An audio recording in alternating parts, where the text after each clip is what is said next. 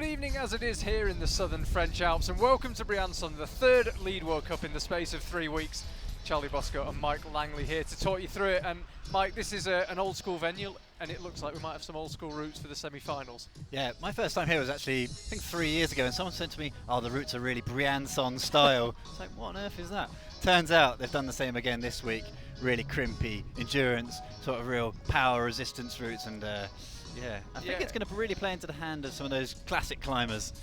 That certainly seems to be the case so far. For example, Stefano Ghisolfi had 2 bad results in Villars and then in Chamonix. Very much back on it. He'll be last out in today's semi-final. But yeah, on the whole, the routes, they don't look especially showy. No, we don't think any stopper moves. Famous last words. But they seem pretty straightforward endurance fest. What we've been wanting to see for a while. Yeah, interestingly, they're not actually that long though. Normally, if you go to this style, you expect it to be kind of really kind of endurance climbing, maybe up to 50 moves, something like that. But actually, the routes are finishing around 40 moves here in Briançon, so there's going to have to be some, to use a phrase, brick-hard moves in there somewhere. And I think there's going to be a lot of them in a row, and that's the style that I think, like you said, it's kind of like the Briançon style, but also it's a style that's kind of been leading to this point from the season. I think we started in Chamonix, really exciting, Villars, with loads of tricks, Chamonix less so, and then now in Briançon even less so, more the kind of crimps and stuff like that. So yeah, really looking forward to this one. You can see there on the screen your starting list. Fanny Gibert will be out first. Looking forward to seeing how she gets on in the Lead World Cup, and it's France to start. Nina Artaud out after her, and Noen Ark. Strong semi-finals on both sides, despite a few of the higher profile climbers missing out or not choosing to come along. Adam Ondra, for example, Jakob Schubert, both missing, and ditto Jesse Piltz, who all 3 of them decided to head back home and get some training done instead of competing. Slight shame for the show, but the World Championships, especially with the World Championships counting for Olympic qualification, is such a big deal that climbers are doing absolutely anything required to be at their best in Japan. As I say, though, we still have 2 very strong semi-finals, despite the absence of 1 or 2 of the bigger names. And you can see there, Janja Granbret will be 3rd to last out, and then Natsuki Tani ahead of her, and Cheon So of South Korea, the winner in Chamonix, and 2nd place in Villars. Looks like the real deal. Can she make it? 3 medals in her first ever 3 World Cups. Over on the men's side, we've got a World Cup winner out first, Han Will Kim, and he'll be followed by Will Bosey. Appeared in the finals last week in Chamonix and looked like he enjoyed every second of it. A few younger bolters as well to keep an eye out for. Rudolf Ruano, who'll be climbing 10th. And Max Ruder, good to see him once again in the business end of a World Cup. And Sean Bailey had a disappointing time in Chamonix. Interested to see how he gets on. Alberto Gines Lopez. Quite a few people have said to me in the weeks in Chamonix, he was their highlight of the final. What a battle he put on. If you haven't seen it, go back and watch the replay. Basically refusing to fall off for about 15 moves. And very strong last 6. Domin Skovic, Roman de Grom, Sasha Lehmann, Hannes Puman, who looked immense, I should have added in the qualifiers. Alex Megos, who won here in Briançon last year, and Stefano Ghisolfi, who is out for a big result after a very disappointing start to his July. Women start on the right-hand side of this excellent lead wall here in Briançon. Mountains in the background. Sun just set behind one of them. Conditions have gone from hotter than hell to quite chilly in the space of about 5 minutes. Classic of the Alps. Jackets are going on all of a sudden. The wind has picked up, so I think we're in for a good show. With the routes like this, these are the perfect conditions. Yeah, when I came back to the venue after a couple of hours away after the qualifiers, I was slightly nervous about the fact the wall was bathed in sun. It was so hot at about 5:36. Cooled down very quickly. I struggle to call it a breeze. We've got a pretty strong wind now, actually. And interestingly enough, the route setters said that when they set these routes, which was actually about 3 weeks ago, more on that later, conditions were even worse. It was when that heat wave hit the Alps. It was in the mid-30s here. Afraid I don't know anything about Fahrenheit, but for the Europeans, 35 degrees. Yeah, lots of Fahrenheit. Loads. So conditions, as I say, were worse when the routes were set, but conditions were pretty bad a couple of hours ago. But the route setter said the heat hadn't really come through the wall, and they weren't expecting serious changes in conditions as the semi-final went by, and that seems to be the case. It's already quite chilly. It might drop a couple of degrees as we get to past 9 and towards 10 o'clock, but I think generally we should have a reasonably even playing field for all the climbers. Just another interesting thing to pick up on what the route setters were saying there. They actually feel like they want to get some tops tonight as well. Yeah, they think both the routes are toppable. You can see Fanny Gibert over on the right, going pretty well so far. And down to the left is Hanwoo Kim. Immense flexibility there from Fanny Gibert. Actually managed to squeak her right toe down to the foothold that she's now on with the left. After a big heel hook up and left. Fanny going quite well here, but just starting to find that next set of holds not that favourable. Now gets the sequence correct with the right hand on the volume, left hand into the undercut. Big high foot. That's the terrible left hand that she's got at the moment. Yeah, I wonder what the route setters will be thinking as they look at this. Only 2 minutes elapsed for Fanny as she heads out right. She's on the really steep section. It's about 45 degrees, that wall, as we lose Hanwoo Kim. Just getting into a pretty punchy section on the men's route. I think that is one of the real crux sections. Might lose a few climbers there, but Fanny looking good, looking tired, but going well on the route. Yeah, desperate little shouldery pull into the undercut volume. Looked like she couldn't quite find the sequence for a second there. Obviously they did observe these routes 20 minutes or so ago, but one of the absolute superstars in the bouldering game, Fanny Gibert, going really well here. She's up around the high 20s in the moves at the moment. 44 is the top. A lot of crowd support for Fanny Gibert, as you'd expect. The Briançon crowd, which is growing by the minute, I might add, are really getting behind you. You can see how hard she's having to fight, but this is a superb performance for the first person out in a semi-final. Somehow hung on to that. I'm still not quite sure how. She's got another big move out to the left now, and we lose her not too far short of the head wall. Now, will the route setters be slightly nervous? First climber out, albeit it's a very high caliber climber in the form of Fanny Gibert, but she had a pretty good stab at the route and ended up almost on the head wall. Yeah, that was an absolutely brilliant battle. Really enjoyed watching that, and if the rest of the semi-final is going to be like that, we're in for a show here. That was moments like last week of Alberto Hernandez Lopez, his fight. Fanny Gibert looks like she should have come off a couple of moves earlier at least. A great fight, and I think she's going to be feeling that back behind the wall. Tuck your head down into your knees and take a breather for 5 minutes and try not to be sick. Bear in mind, by the way, that the climbers had the qualification earlier on today. More often than not, we have the semi-finals and the finals on the same day. This time we've got the qualifiers and the semi-finals on the same day. Here comes Will Bosey. Next woman out, another French climber, Nina Artaud. Interesting input from Jan Zabranek, who's a well-known IFSC route setter, and he's setting here in Briançon this week, albeit he's not the chief. He was saying you would expect that when the finals are on the same day as the semi-finals, the climbers would climb worse due to fatigue, but actually they find, although it couldn't be measured, they don't find the climbers climb quite so well when the finals are the only show of the day. Yeah, so interesting.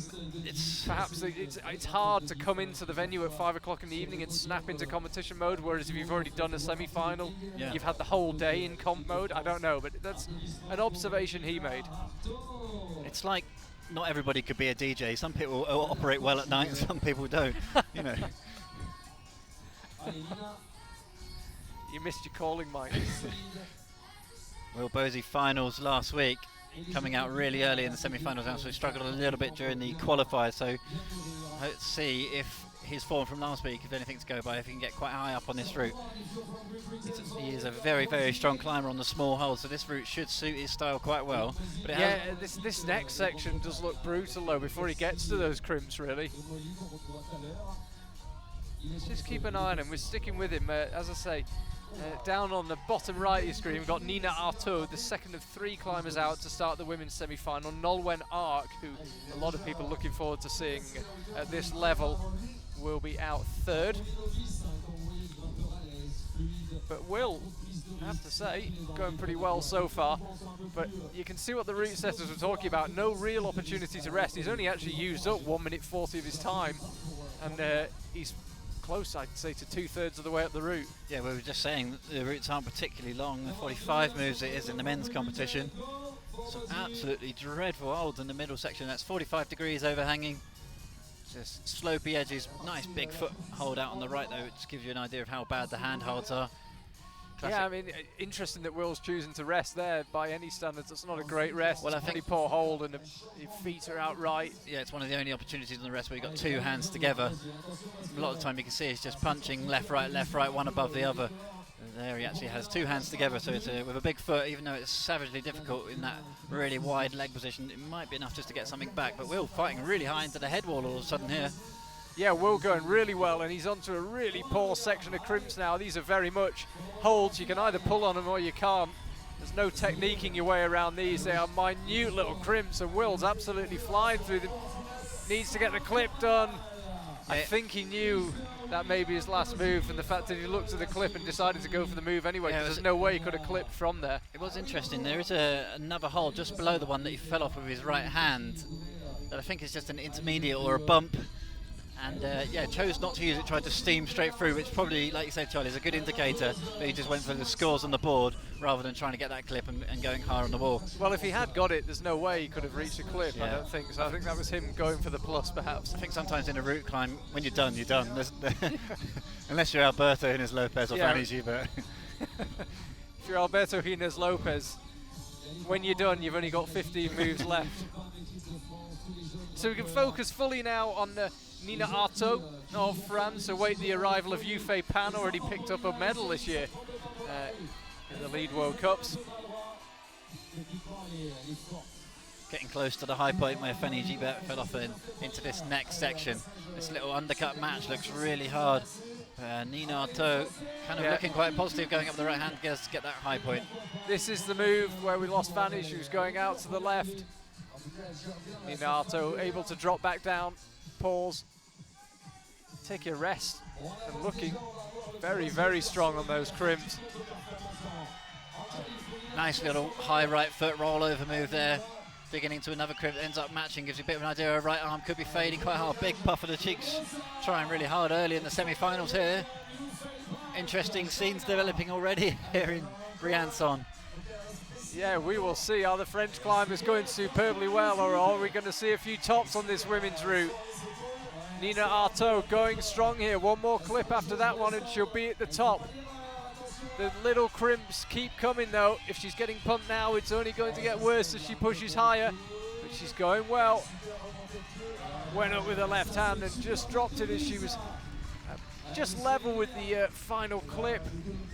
Really strong performance from her. As I say, very early days in the semi-final, but are we going to see a lot of tops? I'm trying to see where the route setters are. Are they looking nervous?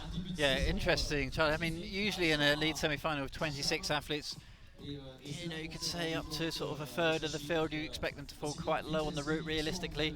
But, second climber out, it's too early to say. I wouldn't want to make predictions, they're usually wrong anyway. But yeah, I think the route setter's going to be pretty nervous with that one. Interestingly, she did actually use a little jib that isn't marked on the route map between hold 37 and 38, so I wonder if that will become a 0.5 from the judges' perspective. Got a little bit of work to do all of a sudden. It has, eagle-eyed Mike, 37.5 plus. Nothing gets past Mike. I pleased myself with that one, to be honest.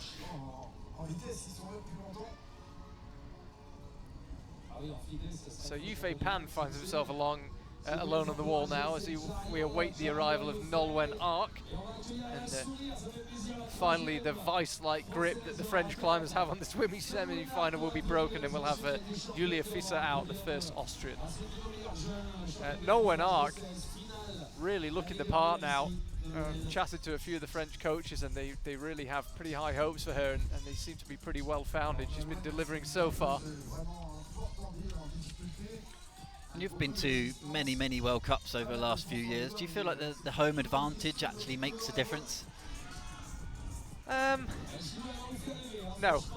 I think sometimes it can be a disadvantage. I think sometimes you see, particularly when we've been to Japan, the Japanese climbers not performing to their best. I think it probably depends on the climber. You look at Sasha Lehmann in Vila, it clearly helped him. I think some of the Japanese climbers don't go well in their home country. I think it depends on the athlete, but I wouldn't say it's like traditional team sports where there is a home advantage. It's pretty much universal. Again, Yufei Pan picked up his first medal in China as well, so maybe there is something in it. But no, I think it depends on the individual.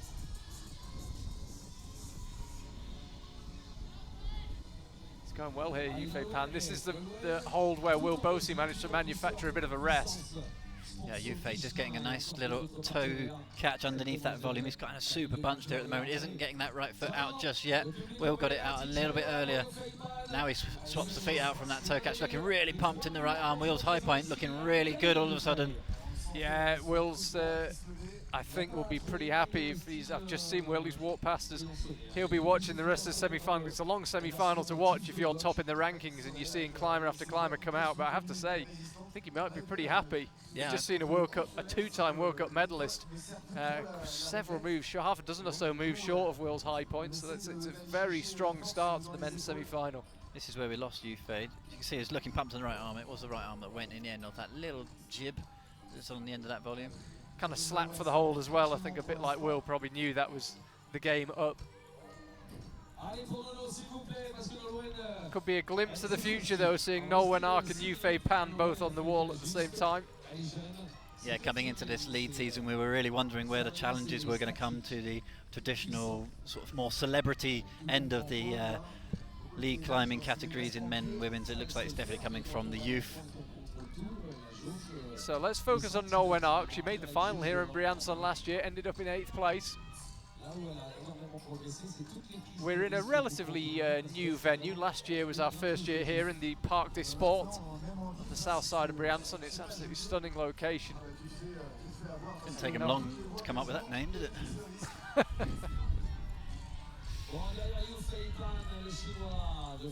Oh, Nolwenn Ark! Big mistake, went out right, realised it was the wrong thing to do, tried to come back and missed it.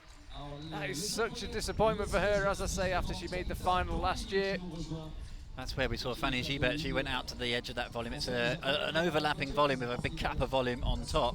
So you could see why mistakes are being made going out there. Fanny Gibert went out there and quickly realised her error and chopped back into this grey undercut volume. But yeah, it'd be interesting if more chalk starts to build up on that volume out left where that mistake was made. I wonder if further climbers might start reading into that and heading in that direction as well.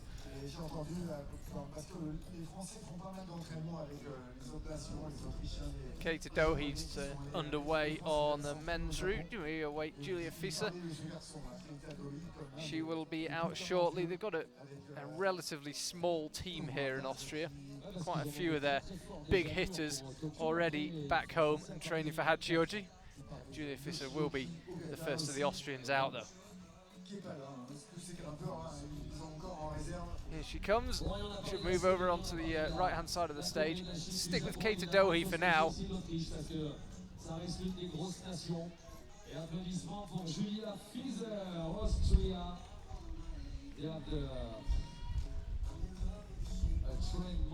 There's no pushover at the start of this men's route. Some pretty committing moves.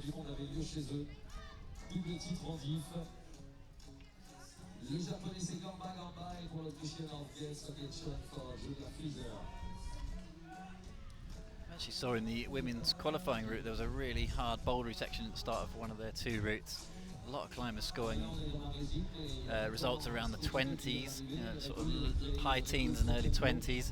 So really punchy routes at the bottom of the wall. Ah, and a big slip from Kato, just out of nowhere. He had his heel on his right foot. I think we'll see it again, but I'm sure it was just his right heel that was in that big sort of red banana. He just had it in there, looking relaxed. I think he was actually just chilling and just slipped off, lost a bit of tension. Oh, that is a shame for Keita Dohe. Already been in a final this year. You might remember he was in the final in Wujiang in the 4th Boulder World Cup of this season. He's not going to have done enough to make the final here in Briançon, of that I am pretty sure.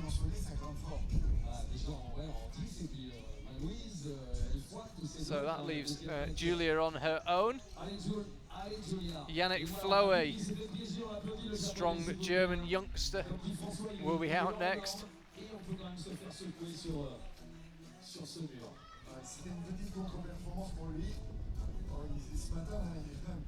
So the climbers, it would seem on the women's side, not too troubled up until about midway through the really steep section of the wall.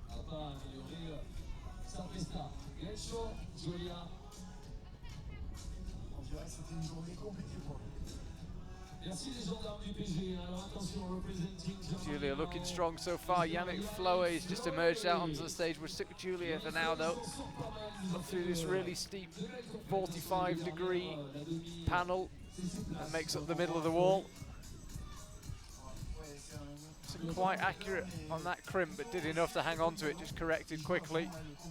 Looking super relaxed at the moment. Let's see if there's any mistakes to be made heading out into this 24 plus points section. Just coming up next after these two crimps. Right hand on a nice edge and a really pretty bad undercut crimp with high feet.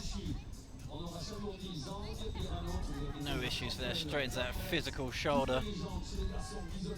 Yeah, and opts not to go anywhere near that. What's the word I'm looking for? Overlapping volume. Right, thank you, Mike. She does go up interestingly with her left hand though. She needs to sort this out a little bit. She's just sort of wrestling a bit of a knee bar on the underside of that at the moment. Does manage to get the hand swap. Yeah, no problem. foot's not really pushed against anything, to be honest. It's kind of hanging free. She's just kind of pushing her knee into that hold. Yeah, it's more of a leg jam than thigh bar, or I'm not sure if that's got a name, to be honest. It's just sort of wedge it in there and try and get something off the arms. The winter knee.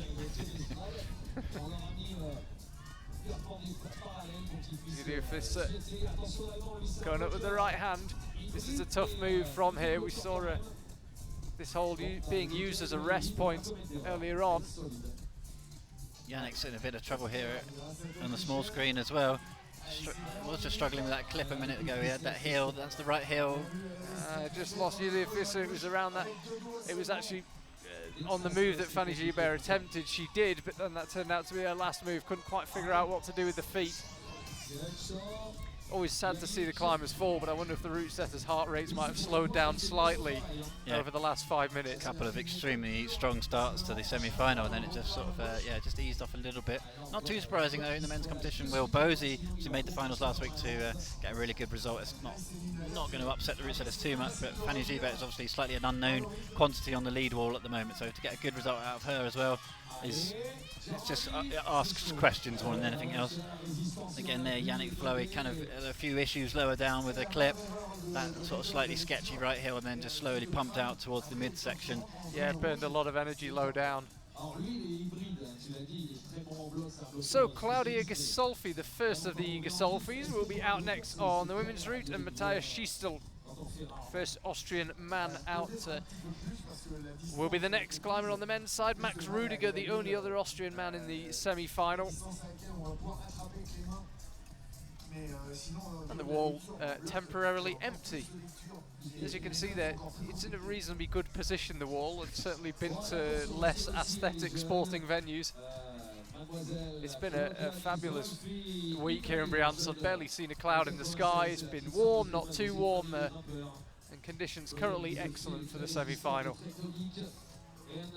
the left, representing Austria, Matthias Schiestel. Matthias, il s'est bien démonté le tibia cet après-midi.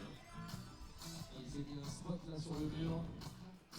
Direction Matthias, Dai, Claudia. So Matthias, she's still climbing on the qualifiers actually. He didn't look over the moon with his performance. I guess at the time you don't really know you've done enough. He lowered off and looked a bit hacked off on his second qualification route. As it turned out, it was enough for a semi-final. As I say, he'll be followed out later by Max Rudiger. We're with Claudia Gasolfi right now. And she's getting underway on a pretty crimpy and it's seemingly unrelenting women's route.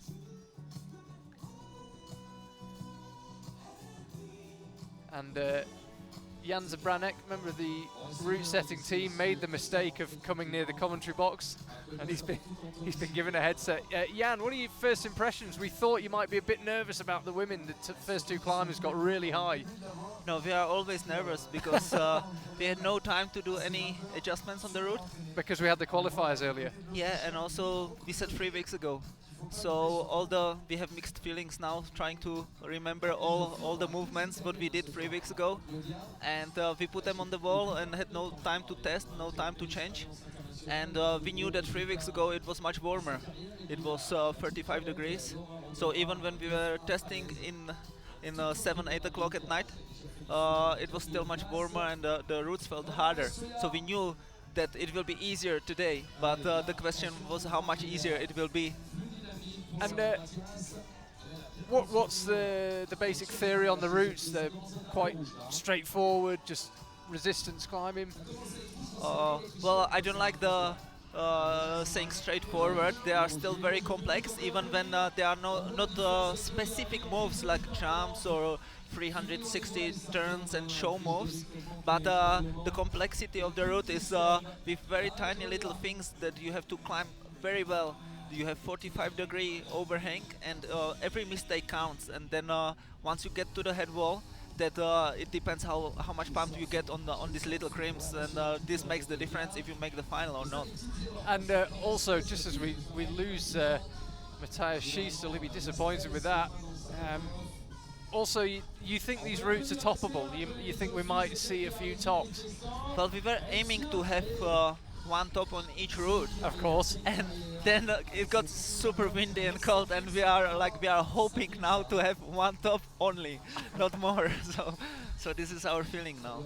All right, Jan, I really appreciate you coming to chat. Thank you for your time. Go back to being nervous with the other guys. Thank you.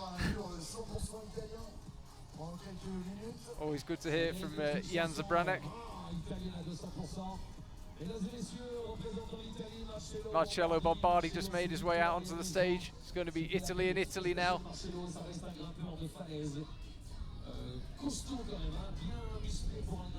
Claudia Gasolfi looks like she's got a bit of a battle on her hands now. Lost Matthias Schiestel a minute ago, pretty low down. Struggle with that move up with the right hand. Mike, interesting from Jan Zabranek, he quite rightly shot me down when I said they were straightforward routes. I meant unshowy, and as he pointed out, they're not straightforward at all. It's complex movements, but he said they are, slightly nervous about all the time about how it's going. But the climb is beginning to fall a bit lower down now. Yeah, one thing that we have to point out is how long ago these routes were set. I asked Jan earlier, what did you learn from Villars and from Chamonix, and how does that feed into what you've done here? They're like, we set these routes before those competitions even started. The reason for that, by the way, is that we had the French National Championships here, and we had the paraclimbing, and it just meant that there was kind of a backlog of route setting that needed to be done. So the setters came 3 weeks ago, set the routes, went home, and then came back. So effectively for the setters, this is like the first World Cup of the season. They haven't had the benefit, as Mike says, of seeing Villars and Chamonix. What plays into that is, they can learn from the round before, so they can learn from qualifiers, but qualifiers were already today. They've had no time really to make any adjustments, maybe the slightest twist of a hold, and that's all they've got. So there's a lot of pressure on the route setters here this weekend. It certainly is. The ability to make mistakes is there. These guys are super experienced, and I'm sure we're in for a good show here. But let's see. There's lots of factors going into it. Marcello Bombardi, there's a lot of power going into his lower section. Actually, he's absolutely powering through these bottom moves. They may not be complex, but they look blisteringly hard. And Sophie Coller's just got underway on the women's route. Italy and Switzerland on the wall right now. Lost Claudia Gasolfi. Half a dozen or so moves below the head wall, and Marcello Bombardi looks like he's got a real fight on his hands right here. It's going to be a real test of Marcello's resistance to the pump here, because like you said, he's in the middle of the wall and he looks absolutely flamed. So let's see what he can get back, if anything, in this little heel hook. That's where we lost Keitadori actually, with that heel tucked in on the right heel. Can he get anything for this next section? But there's a bump here with the left hand, and then the moves just get harder and harder from this point onwards after that little rest we saw from Will Bosey on the second hold up from where you can see it, little intermediate, then that big dish. Elbows out now for him. Marcello got a scrap on his hands. This is where Will Bosey managed to manufacture a bit of a rest. It looks like he's doing the same, but he's really grimacing. Is he going to stop? He is, but only very briefly. Time for a quick shakeout. Keep an eye meanwhile on Sophie Collar on the bottom right of your screen. This is good for Marcello, but these are hard move after hard move. And Will Bosey's high point looking stronger and stronger as this semi-final goes by. Yeah, to be honest, I think Will Bosey probably can relax a little bit here. I think he 8 places in the final. He was 5 or 6 moves off the top of the wall. Surely that's going to be enough. Yeah, no, Marcello looked tired from low down. He has got that kind of jolting style, bang, move, but he did look tired several moves ago. We'll see where it leaves him as time goes by. We're not really even at the stage where we can have a guess at what might be enough, but I'm inclined to agree that Will Bosey may have done I think that makes his weight even more agonising, I think. If you know you've just aced it, you can just head straight back to the hotel and chill out, but yeah, if you're out early, it's a hard weight. But Anne-Sophie Koller here actually looking really smooth, really flowy. Yeah, of course, Switzerland already picked up a gold medal this July in Villars. Sasha Lehmann won there. He'll be climbing later on the men's side. So I really like this little undercut volume section here on the women's route. It's really powerful going into it. The right hand as a shoulder hold, and then just pulling the weight across and get a real good wrestle underneath it. If you get the position right, like Anne-Sophie Koller there, you can manufacture a rest, but then you've got to roll over with the right hand out of it. It's a really good way how volumes, even small volumes on a route like this, create a real interest in just one hold.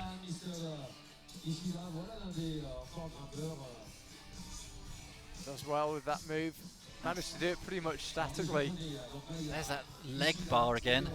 Yeah, a few climbers have used that. I hope you can pick that up on the camera. Her right foot isn't touching anything. She's just kind of using her hip flexor to drive her knee into the hole. And I guess it must be giving her something. Well, yeah, the way that, let's come back to this in a second, because she's got a real fight on her hands here actually. See how steep it is. Yeah, just the way that volume is positioned.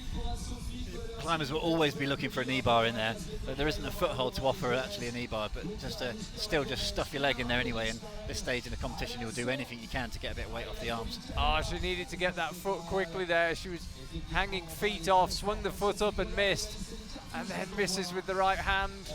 Yeah, just as she went up to that right hand, we've seen climbers before her drop the left foot off. She had her left foot high and her right foot high, which made it really hard to pull up.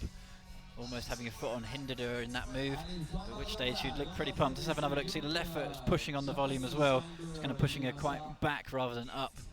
Let's see what other climbers make of that same sequence. Wonder if we'll see the left foot on or the left foot off in that kind of shoulder press move.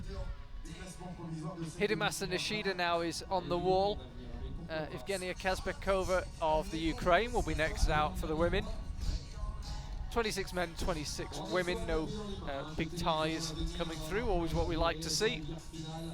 Looking for 8 spots in the men's final and 8 spots in the women's. Hidemasa Nishida's having a few problems, I think, with this lower section of the route. He's already used up 1:15 of his time and hasn't yet got himself onto the steepest section of the wall. Yeah, interesting, he's got both ankles taped as well.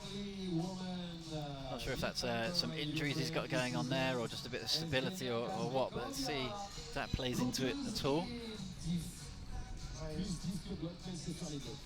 Evgenia about ready to go on the women's side. Let's stick with Hidemasa Nishida.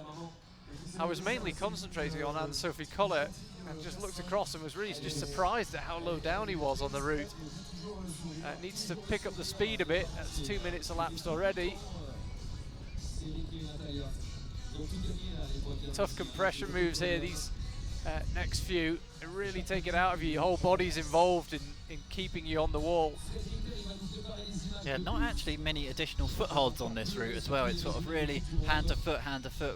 If any foothold is there, it's very, very bad. So you can see they're developing quite a lot of toe hooks throughout this route actually. This is not the first one, won't be the last he'll be using on this route. If he gets higher up, big swing out right there. This is the move where we've just seen a few climbers start to really struggle. Goes for a left toe rather than a right heel. Seems to work quite nicely.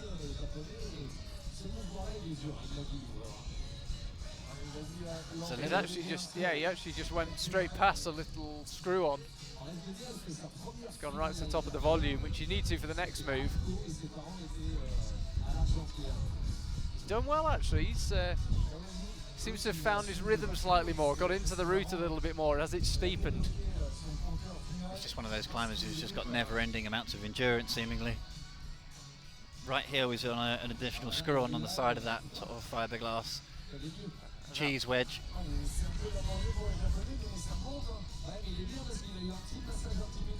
Again, finding the toe hook. Yeah, he's really, really good with these toe hooks here. Always interested to see the difference between climbers preferring heels or toes.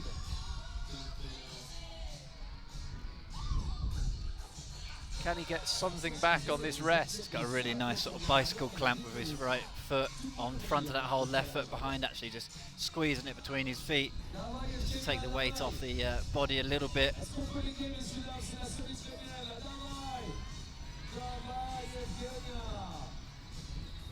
Evgenia Kaspakova, you can see bottom right of the screen going pretty well.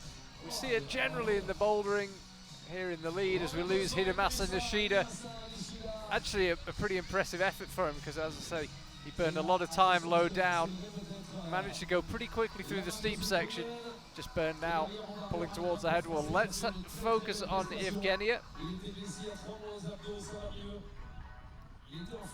Got herself a little tangled there. Yeah, Now beginning to unravel. We've only seen one climber go up to that with their left hand and use that sort of thigh scum under the volume to match. Everyone really trying to fight with that roll through and get the right hand where she has it there. Now that is a nice rest position she's managed to find there. Kind of got a drop knee bar thing on the right. Yeah, that's a deep drop knee that you'll be feeling tomorrow, I think. Looks like it's working though. Pushing on now.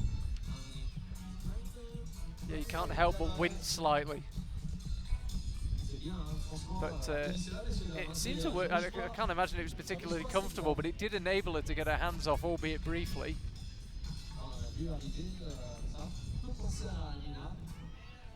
Thomas Johan of France has made his way out. Evgenia Kaspakova doing really well to lever herself up. Could have done with getting that hold first time. She can't actually see it. Her head's tucked in under the volume. She did that blind. Did really well though. Big move up left for her. Evgenia Kaspakova going really, really well here. First climber we've seen up here for a while. Starting to struggle, and we just lose it on what would have been the first move to get fully established on the top panel of the wall. Yeah, it'd be interesting if we get to see that section again, that sort of press move that we're starting to see, the separation on the climbers. I talked about the left foot on or the left foot off. It's actually just past that section where it kind of all fell apart for her. But yeah, interesting. She really tried to press, as I was saying, with the left foot off. Couldn't quite get the height and then end up squeezing the left foot up. So yeah, might be wrong on that beta. We'll see. Laura Rigora will be the next climber out. There you can see the scene in Briançon. Not too shabby. Lovely evening here, and we've now got a decent crowd. They're a bit late in getting here, distracted I suspect by the culinary delights that are available, and that is a real shame for Thomas Johan. Yeah, that little volume section, Charlie, I think it is. We've seen a few guys starting to just struggle around that. It's this weird thumb catch, undercut, screw-on rail on this big horizontal volume, and you've got to just shuffle along with a really bad high right foot. All of a sudden, people seem to put their right foot out, not being able to get any weight on it at all, and then fire up to the next volume. This is another look. That's that really high right toe, and it was just his hands just greased down the volume. He ended up trying to get his hands right at the back of the volume rather than on the edge, and just basically slid off. Real disappointment for the French fans. Yeah, it is no gimme, that lower section on the men's route though. I mean, Hidemasa Nishida got through it, but it took a hell of a fight. Yeah, but Thomas Johan, the first big casualty. Be interested to see what happens to that volume, whether it decreases in quality as the round goes on and more chalk builds up. So yeah, Rudolf Ruana, the next climber out, already the 10th climber over on the men's side, and we're only on the 8th for the women. So the men's route causing problems already. Feels like the route setters have got the level pretty right so far, despite our initial concerns.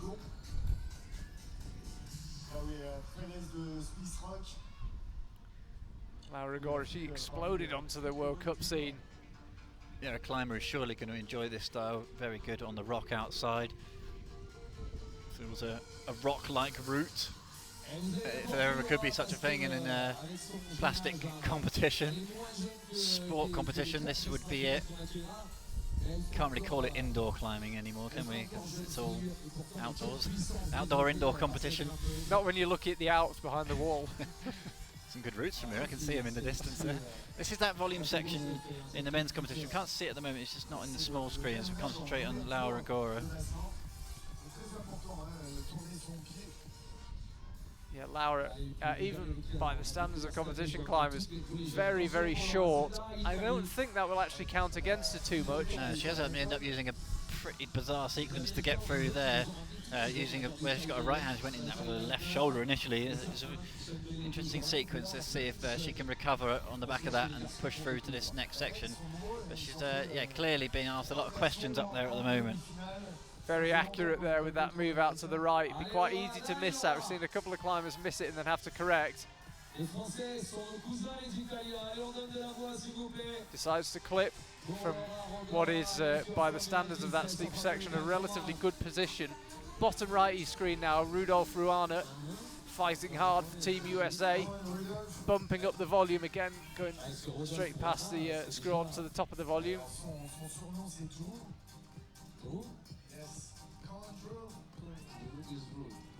Now Agora's gone through that little traverse section from left to right and managed to get a good kind of frogged rest, as in both feet right next to each other, the knees bent. Oh, Rudolf Ruana just got himself in a really powerful position with his arms out wide, and by the time he'd realised his mistake, he was too late, and he looks very, very frustrated. Let's stick with Laura Agora for now. Turns over her shoulder to look down at the clock. She's been on the wall 2 minutes 50. Definitely had to give a bit for some of those moves, but looks like she might be getting something back here. She's on the hold that some climbers have been jamming their knee against.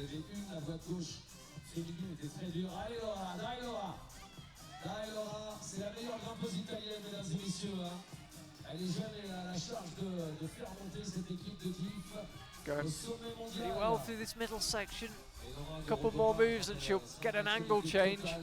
They say a change is as good as a rest. I'm not sure it is here, but it's certainly better than more 45 degrees. Yeah, it's really interesting watching Laura Agora. She's got this kind of quite sort of skittery style, but it's extremely accurate at the same time. Hopefully we get to see more of her on this route, because the feet, they look really skatey, but they always hit the holds really well. Big cut loose there. This is that next move. She goes for a really high right foot rather than the foot out wide. Looks like she's aiming for a foothold here. She could be in a bit of trouble here. Yeah, I think she needs to have a foot on some things. Right now it's just smeared on the wall, and she is pulling with the left hand off, basically, as you say, Mike, a foothold. But she does well to find that crimp. Didn't really have her feet on anything, went for a pretty non-existent hold, somehow made it work. But how much energy she's used up. She's now got herself pinned under that triangular volume. She somehow needs to extricate herself, and it's a pretty big move up to the left. Goes to the left hand, she actually got a good hand on it, but couldn't stay there.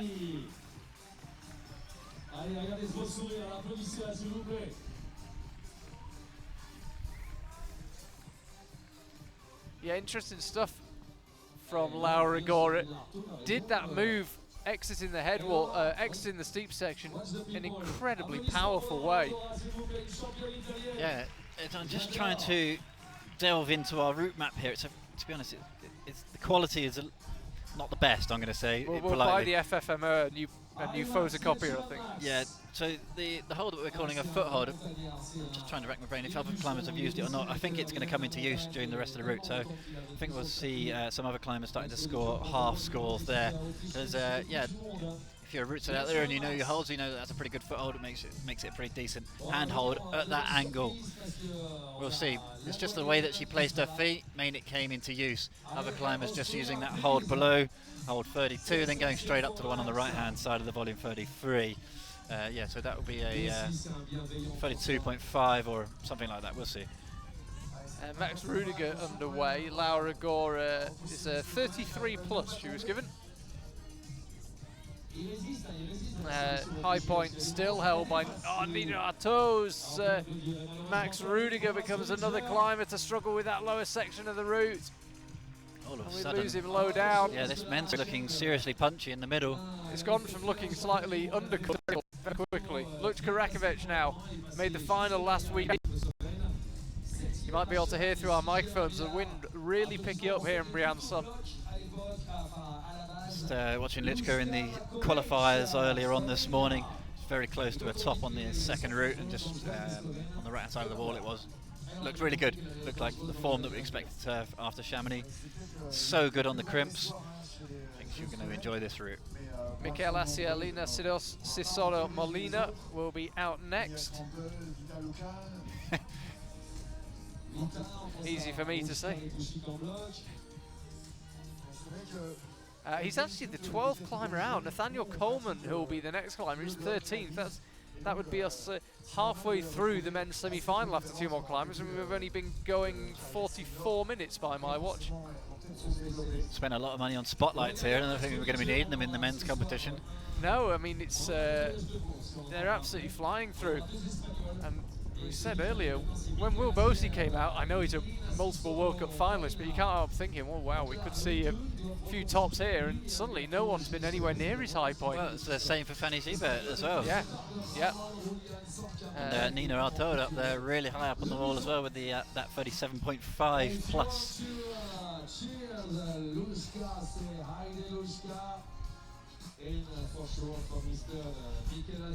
So, Luchka underway. Let's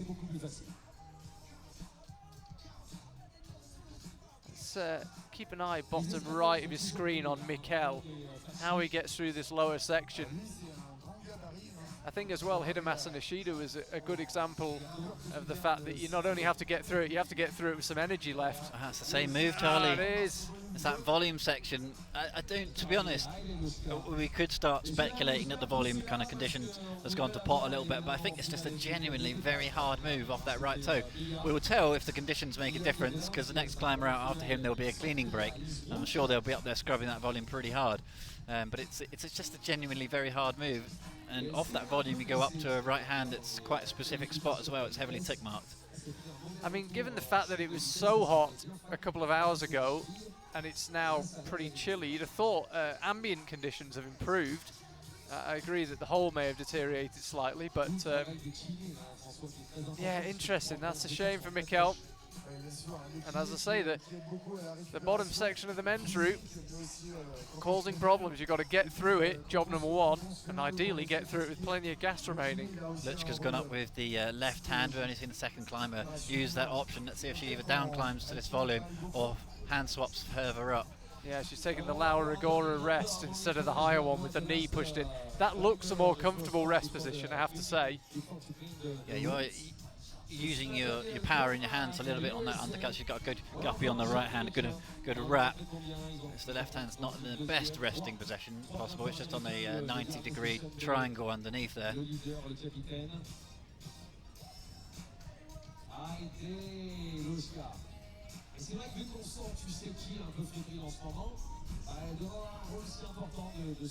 Now Luchka Rakovic getting herself, again, a clever use of a semi on the way to a drop knee. Yeah, it looks pretty tired all of a sudden in the right arm, and this is not going to help clipping off that undercut on the right arm as well. She's really crimping hard in the right, but does just flick it off before moving into the section that's turning out to be the crux next.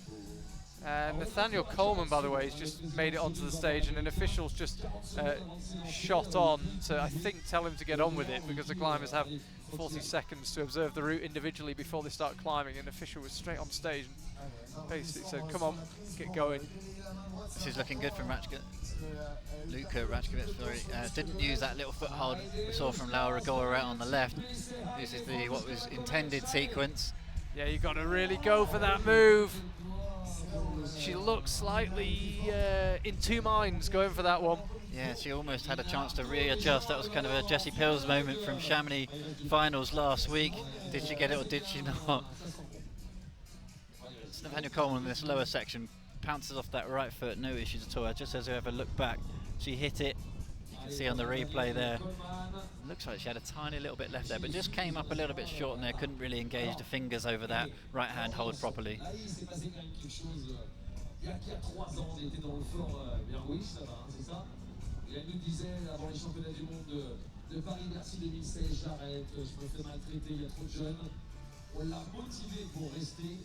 So Nathaniel Coleman Straight through, very, very strong boulder it.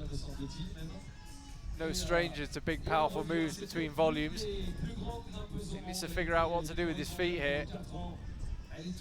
Yeah, he doesn't like the look of that toe hook. This is the toe hook move that a lot of other climbers have been using. It's heavily tick marked by the route setters there, but just needs to get this clip sorted. Yeah, he can't leave that clip behind, and there's nowhere really comfortable to clip it from. Oh, it's desperate clipping position. Yeah, the rope actually got very briefly stuck in the carabiner, which he could definitely have done without, but he managed to correct it reasonably quickly, but every millisecond in that position feels like a long time. Mina Markovic now is out. Nathaniel's just wrong-handed a little bit here as well. He's gone up to the next left hand with his right hand. He's working really hard here to make this midsection work.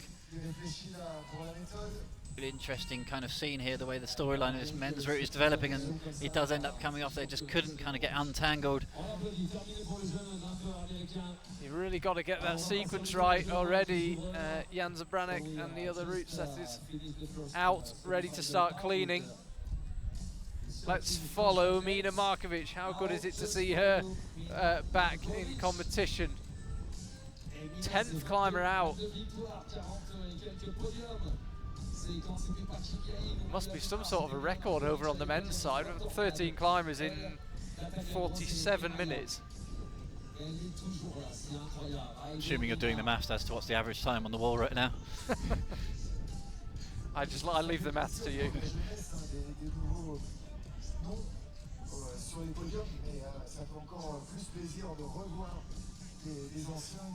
You can see Mina developing that classic style of hers, really kind of almost over crimping on every single hold that she gets. And if it's an opportunity to lock the thumb over the top of the fingers, she'll take it. Yeah, still struggling a bit with the wrist injury. If you follow her on social media, she was picked up a pretty nasty injury on her left wrist. I actually saw a member of the Slovenian team off to borrow frozen peas from the buvette here in Briançon to stick on her wrist after the qualifiers. Budgets must be tight if they're borrowing peas from a supermarket. Every pea counts. Kept the receipt.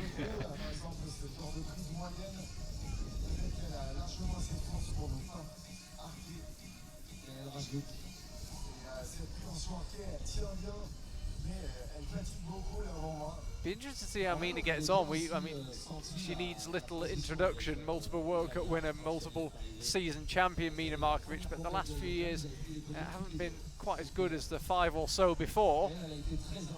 And this injury, really, the last thing she needed ahead of the season. I have to say the list of injuries this year so far takes a lot of reading. There's a lot of casualties already this season. Some of them real heartbreakers leading into the Olympics. Yeah, we've got quite a few climbers with serious injuries, sadly, who you would imagine will not be able to make the Olympics. Mina's not quite that serious, but yeah, looking really gassed going into the undercut. She now does look tired. Had to fight to get the left hand to match in on the right hand.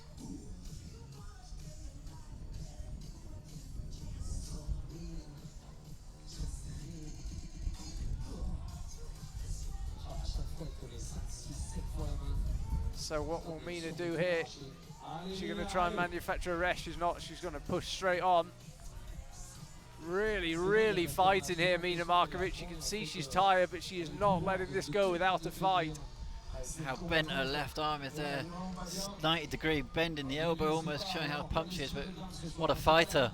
So it's Mina, classic Mina Markovic here. Nightmare time to have an awkward clip, but sadly that's what happened to Mina now. She's on, by her standards, an okay hold, and will she try and rest? She thought about going for the clip and then seemed to change her mind. It's that slopey crimp with the right hand, does get the clip.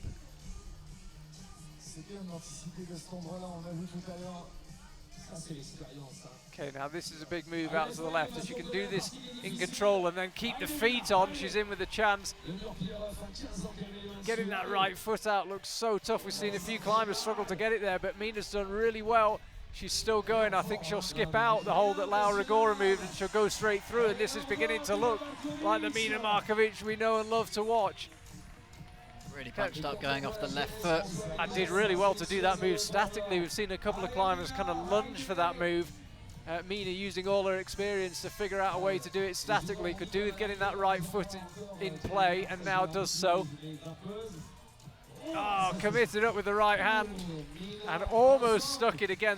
A bit like Jessie Pilz and Chamonix, the judges have got a bit of a decision to make there. Did she get it? I suspect they won't give it to her. But brilliant fight from Mina. She looked really tired and then it seemed to come back. Yeah, it was a really good, enjoyable battle, kind of classic, I would say classic Mina Markovic there. It was really good to see. Good to see a route climb coming down to pump and endurance rather than a trick or a jump. I think she barely got the knot undone. She's that tired, to be honest. There she is on the stage. Yeah, all climbers have to use the double figure of 8 knot, and as any good climber will know, if you've taken a fall onto one of those, especially the distance that they manage to drop on these lead routes, is half the trick. The crux of the route, sometimes getting the rope undone. And always the embarrassing moment when you're left on stage desperately battling your fall. You can't even bend your fingers and you've got to undo the rope in front of a few thousand people. Although I suspect when you fall off, there's a little more force on the rope than when Mina Markovic falls off, Mike. I hope you don't mind me saying. Yeah, the sausage and chips for dinner is weighs heavy. Yeah, the healthy living of working in IFSC venues. Well, I have to say, when you go to these venues, sporting event, maybe a nice salad or something like falafel maybe, but no, it's just burgers, chips, hot dogs. It's pure dirt. Pure dirt. I come from the north of England, so I don't know what falafel is. We don't have falafels in Bolton. Garlic falafel. Nina Arto's still leading the way, by the way, on the women's route. 37.5 plus. She was only the second climber out, and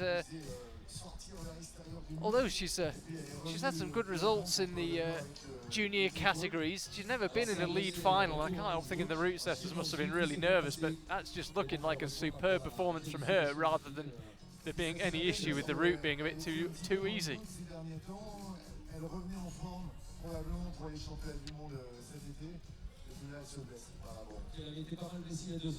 It looks like the cleaning is nearly done on the men's route, and still we're on climber 11 on the women's route. The sheet is blowing quite heavily in the wind here, actually. The answer was blowing in the wind, I just couldn't see it. Yeah, it is Katja Posch, the only climber on the wall. Taking a nice steady approach so far, already used a minute of their time to get up to this stage. She'll probably need to ratchet things up a little bit when it gets steep. You've got a series of quite intricate moves coming up now, and then that kind of rest around the grey volume.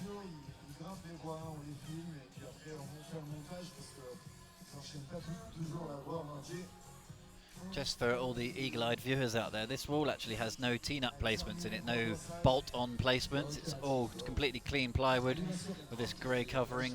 So route setters have used basically only screw-on holds, which meant there's a lot of small stuff, but there's a lot of holds been slightly adjusted to screwed on where necessary rather than bolted on. More and more in the competition scene, we're seeing walls with no T-nuts in them. I do believe the Olympic wall might be no T-nuts as well. Bit of insider information there as well, just a bit of a trend as to where the industry is going. Well, we may find out. We're intending to visit the Olympic venue in a few weeks' time when we're over in Tokyo. Suspect the wall won't be up, but we'll certainly see where it'll be going.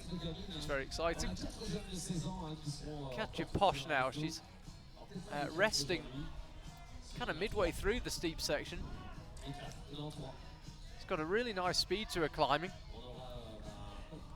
That move she had to go for slightly more though. Suddenly, almost from nowhere, looks like she's got a big fight on her hands. Goes through with the right hand. Doesn't opt to take any rest through that section really, unless she goes now, but no. Got this really bizarre sort of undercut toe hook move on her right foot very briefly there. See if she uses it again. Fatigue really seemed to kick in quite quickly. Goes out left. You can see the elbow out. This is going to be a desperate clip if she can get it. You have to really fight for this one. Looking so pumped. Yeah, needs to match underneath there. Somehow needs to get the clip done. Did really well there. Made a very quick calculation that she should go up with the right hand instead of clipping from the match. And it seems to have paid off. She is one of the taller climbers, so she probably can reach that foothold pretty much statically, and so it proves. Not a good move battle. through onto the head wall. Yeah, enjoyed that as well. It's, Yeah. women's route, really nice here.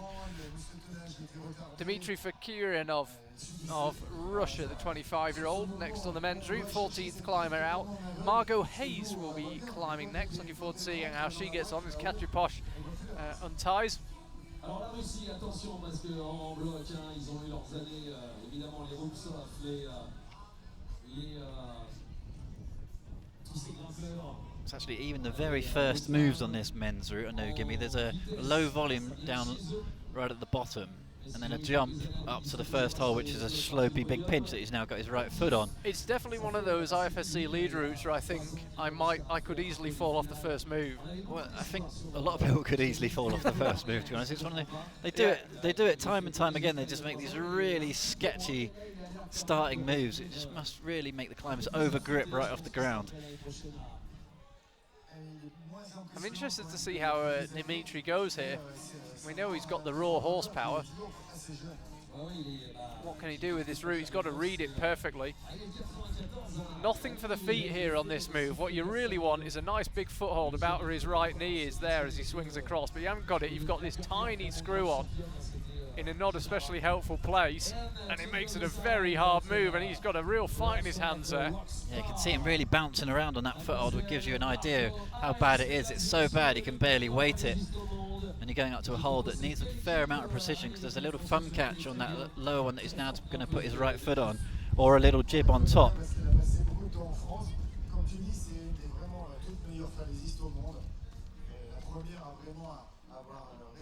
Wind really picked up here. Our commentary desk just took off. Might have to clip you in here, Mike. We've got a ground anchor or something. Yeah, wind really getting pretty strong here. Our desk's like a big sail. It's a good day for sailing. Yeah, be a big insurance claim if it took off and landed in the crowd, that's for sure. Wouldn't be the worst thing the crowd have seen in Briançon. A few years ago, someone got struck by lightning. Yes, yeah. Yeah, true. It's a risky business sitting in your camping chair in Briançon. Dmitry looked like he was scrapping from relatively low down. Had a really big move up earlier on when he was on that terrible foothold.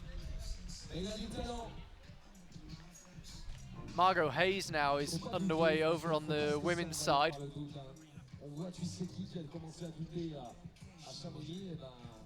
Saw her in the semi-finals last week as well. Comes from Boulder, Colorado.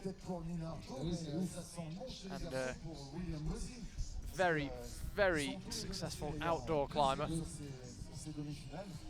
It's always enjoyable to watch what she can do on an IFSC lead competition wall.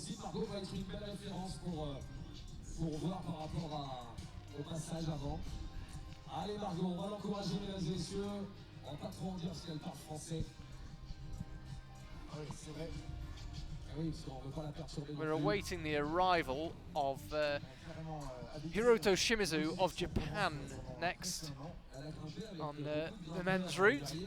Meanwhile, it's Margot Hayes on the women's route.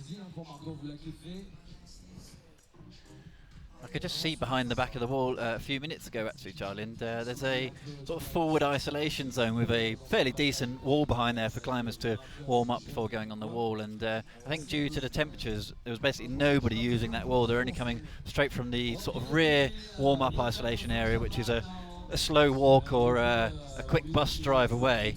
And yeah, nobody opting to come behind the wall and warm up there. They're just coming straight from the further away isolation area, so I reckon that's probably due to this delay. Is yeah, a bit of timing issue, just getting the climbers forward, ready for their climb. Mike, I was just saying, Margot, vastly successful outdoor climber, putting that endurance to good use. Yeah, I think a route like this is a lot of people here. You know, she's a celebrity really in the climbing game. It'd be great to see her have a really big fight here on this route. She's one of those climbers where, you know, she sort of came onto the scene kind of similarly with Ashima from the USA, just thinking, you know, this could be the next big thing in competition climbing. And she's had some good results, but we want to see even better results from Margot. And she's just fighting a little bit of this volume, opting to go with it as an undercut with the right hand rather than this sort of like backhand. Now she gets the backhand and pushes into it across the shoulders and relaxes on the right arm. Yeah, made the final here in Briançon in 2017. That was our last year in the old venue. Yeah, in the men's competition on the first move, couple of sequences now developing for the first move. One is just trying to mount and walk up the volume, the other one's jump off the floor. It looks distinctly fluffable, that first move, I have to say. You don't want to be the guy who falls off the first move. I don't think it's out of the question that someone will fall off it. I hope they don't. Margot now got a fight on her hands. Now then, she's clipping from what will now be the match instead of going up with the right hand. Yeah, now she goes to the right. Katarina Posch's previous matching clipping method off that right hand was really clever actually, the way she calculated that very quickly on the fly there. But Margot just seems to be kind of relaxing a little bit on that right hand. It's actually somehow managing to get a bit of a match on. Just to get a little bit back before hopefully pushing into this head wall. It'd be great to see a big fight here from Margot. That's the kind of micro calculation the climbers are making, where to clip from, and Margot chose to clip from the matched hold. Again, could do with getting the clip done, chooses not to. The quick draw is just hanging against her hip, it makes it really awkward. Now goes up with the left hand, just looking out left, wishing there was a foothold there. Sadly for her, there isn't. Gets a heel hook. Problem is now she needs to get the clip done. And really good fight from Margot Hayes, but the problem was she was leaving that clip behind, and I think, as we've seen with a couple of climbers, perhaps knew that that was going to be that, so she forgot, decided against clipping and just carried on climbing. She did actually really well to get that next hold up and left, hold 34, to secure that. Was actually quite impressive because she looked pretty pumped by that point and was facing a pretty big run out. You know, these competition climbers, it's one factor that most recreational climbers probably wouldn't deal with that well, is the actual distance that they fall on these routes. And yeah, she had that clip right down by her feet at that point and just kept pushing on. I remember asking an IFSC climber about, I said you get a bit scared when you're near the ground and quick draw, you know, you're not far up the route and the quick draw's at your feet and you should have clipped it and you haven't. And he said, I don't think about it. Yeah. Just don't think about it. He's so in the moment on the wall. I think it's the same if you are on a really hard route and you're trying to red point it, something that you're trying multiple times. The clips just happen, and it's not something you think about. They don't come into as a factor on the route. Interesting method here. He's gone up right hand to a very small hold. We've seen climbers use the same hold but got there in a different way. A slightly different sequence developing. I think it's definitely one of the things that holds back a lot of recreational climbers, the ability to take falls without a care in the world. Margot Hayes took a pretty big one then. A car from Italy, a blue car, FK 609AL. Elle est morte de rire, notre policier national. It's a Dacia car, blue from Italy. The car is open and every material is inside. So Hiroto Shimizu is up to the rest, looking as comfortable, I think, as anyone we've seen on that rest. Yeah, comfortable, but after again quite a hard start. A good close up, we can just see there what that hold is, kind of like this in-cut slopey dish.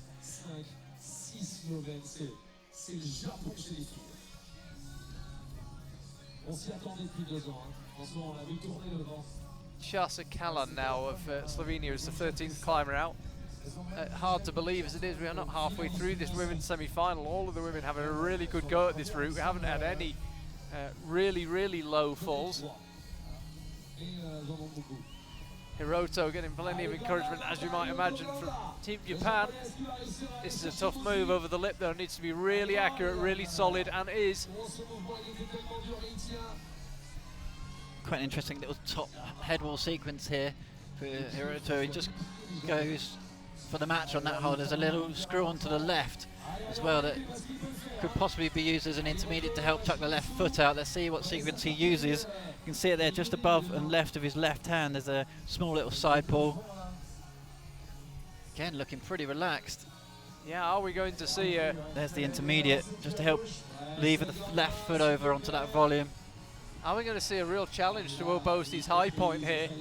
Chelsea Callon's on the bottom right of your screen. We're going to stick with Hirota though. He looks down, looking very, very relaxed. Got himself a really nice drop knee and able to get something of a rest. Here he goes. That's the new high point there, securing that big sloper. Went up for the crimp and looks frustrated with himself. I wondered if he thought there might be another method. I wonder if he could have matched the big round volume that he had his left hand on originally. Either way, it's a new high point. Yeah, just 5 or 6 moves to go from that point to the top of the wall. I have to say, I really enjoyed the moment when he looked down at the clock for a second there. I thought he was just checking his bicep. A classic showboat. I think the crowd did as well. They sort of started cheering all of a sudden, but he was actually just looking down at the clock.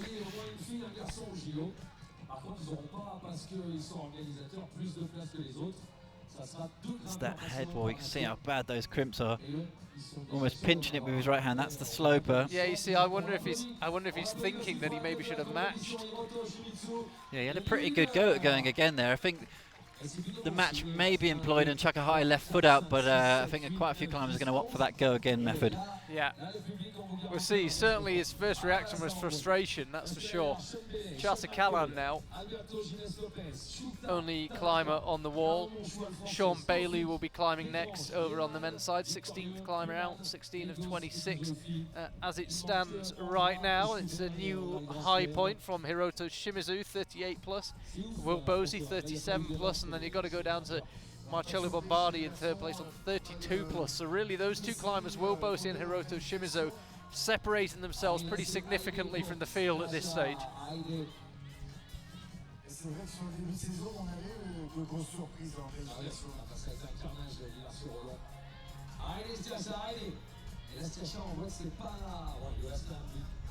Wind again really picking up here in Briançon. Conditions, I would imagine, pretty good on the wall. Yeah, pretty good. Sometimes the high wind can just blow the quick draws around a little bit, but the wind seems to be coming from behind the wall, so it should be pretty good out there. Sean Bailey gets underway, but there's an official just run onto the stage. We'll resume in a second. Chelsea Callan will stick with, manages to get that right foot out. Yeah, I thought there was a big technical incident there. We'll come back to that just as we focus on the female routes at the moment.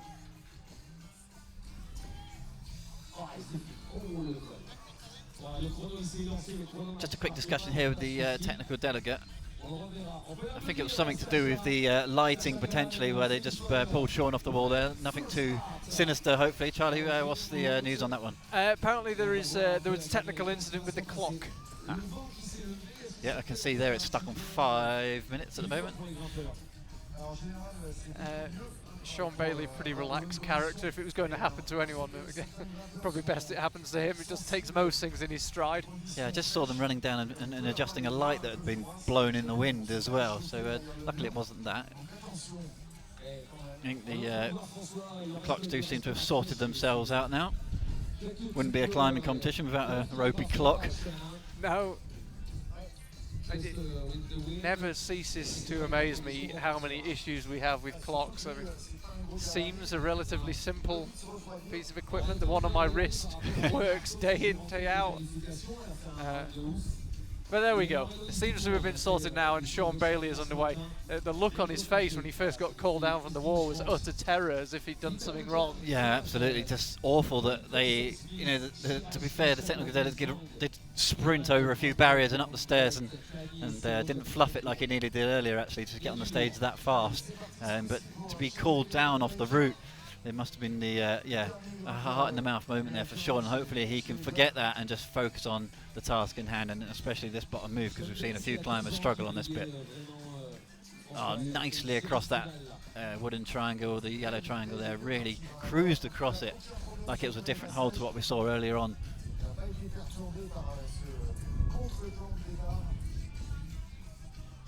Sean's got through this section really as efficiently as anyone yet. Yeah, let's hope he can keep this clean, efficient method up through this next 45-degree midsection on the route.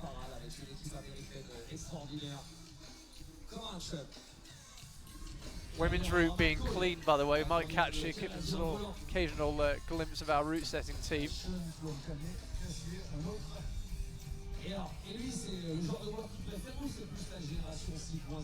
Sean's just gone up with the right hand there. He's going to have to match it if he wants that to work. But he does drop back down. Yeah, he figured that out pretty quickly. Yeah, we've seen that with a couple of climbers. It's a really tricky little sequence here. Going up with your left hand just feels all wrong because your left hand is the better of the two.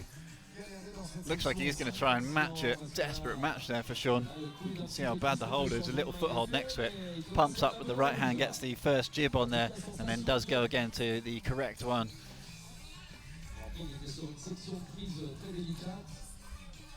Yeah, I guess it's there primarily as a foothold or to create that heel hook there, but it's still a surprising number of climbers pretty much ignoring that jib. Yeah, I think it depends how good you're feeling in that sequence. If you're really feeling fresh, you just go straight to the one with the massive tick marks on it and try and effectively skip a move. But yeah, a lot of climbers tend to use intermediates and some prefer not to. It is marked as a scoring hold, so if you don't use it and you do miss the next hold, you potentially lose out on a score. This is definitely one of the more efficient ascents we've seen in this men's route. Not opting to rest there at all, punches up with the left hand. We've seen climbers go both left and right hand to that hold.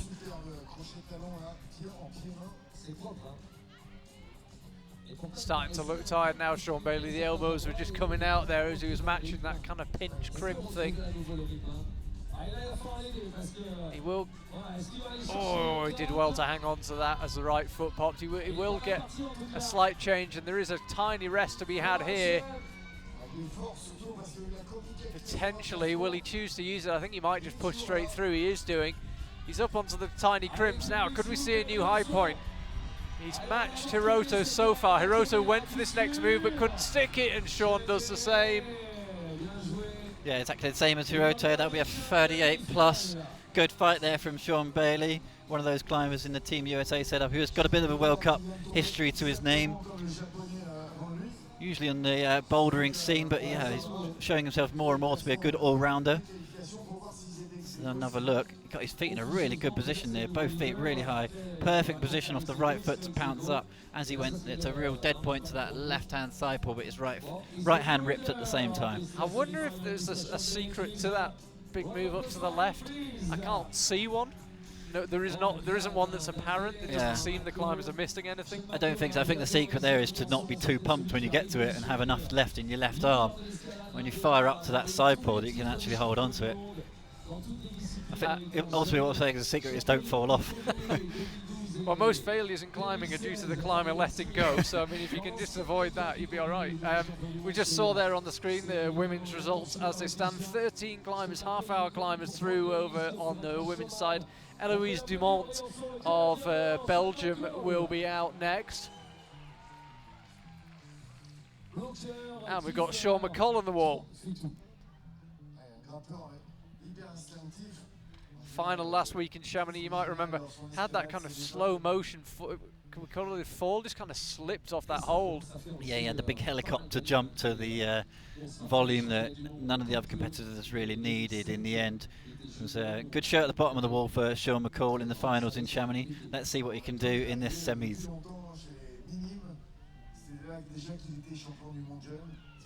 Out after him, another finalist from Chamonix, Alberto Gines Lopez, and then it will be Shuta Tanaka, Now Monchois, Domen Skofitz, Roman de Grange, Sasha Lehmann, Hannes Puman, Alex Megos, and Stefano Gisolfi. So a pretty big hitting final 10 over on the men's side.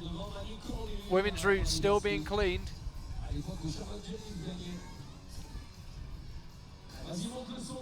Climbers shuffling across that yellow volume really nicely now. Sean Mccoll following Sean Bailey's technique through there. Looked really, really good, really clean, really fast. think some of the climbers who really sort of paused through there and didn't look comfortable on the right foot are the ones who struggled on it. Sort of speed across the volume seems to be a factor, plus where you hold it. Sean just kind of pinching it on the right, on the angle change of the volume rather than at the back of it.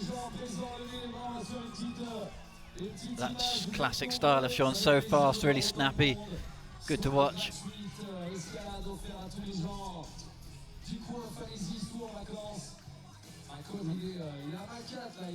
Just reading this awkward sequence with the right heel.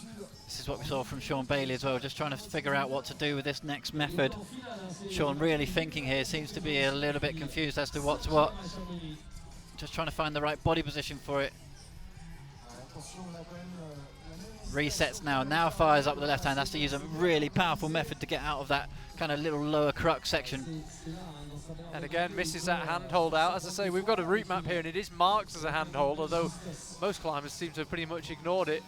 I think that's sort of how the route sets have to mark, really, because yeah, it's sort of logically there in the sequence, so if they didn't mark it, the judges have a bit of work to do to renumber the route. But Sean had a bit of a struggle in the bottom there, but seems to have dropped another gear now and kind of starting to accelerate up. Crowd really coming to life. Eloise Dumont coming out onto the stage. Crowd pretty sizable here in Briançon. They've got another night's entertainment coming up tomorrow. Got lead finals live for you from here in the Parc des Sports. And Sean had a strap on his hands there. Did well to stay on. Looking really pumped here, Sean. He needs to get this lower clip. Did really well on that lower pinch. Clips right down by his left foot now. Interestingly, what is he going to do now? Because this clip is so low. Judges will deem it not possible to clip. He needs to watch his right foot against the bolt there as well. Interesting to see if the judges can see that. It's not actually clipped there. Sean Mccoll, he's not got that clip done. Oh, I have to say, he was slightly lucky there. The rope went in as he fell. Yeah, it's a really good spot there, Charlie. Just as you said it, I double checked, and yeah, the rope dropped into the drawer as he fell off. That could have been sitting in the gate, which is not only means it could come out, but you can potentially damage the rope as you fall. Sean, I think, may or may not realise that he had a bit of a lucky escape there, because he was quite a long way above the drawer that eventually held him, and he was even further above the one that didn't. So yeah, I was going to say, where was he going to clip? Because the judges will decide alongside with the route setting team as to what the highest possible clipping handhold was for that quick draw. Sean was kind of getting points in the bag there. I guess he would have calculated it to see, you know, he would have assumed that he could have got that clip, and yeah, in the end he did, obviously, but he sort of half got it. So Eloise Dumont, the only climber on the wall right now. Alberto Gines Lopez out next.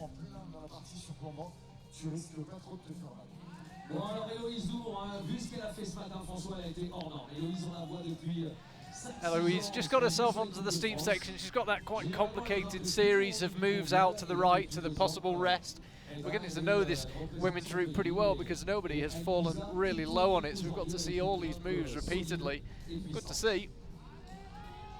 And all the climbers just beginning to get slightly clustered together. All the climbers, apart from 3 out of the 13 who've fallen so far, have fallen between 31 and 35.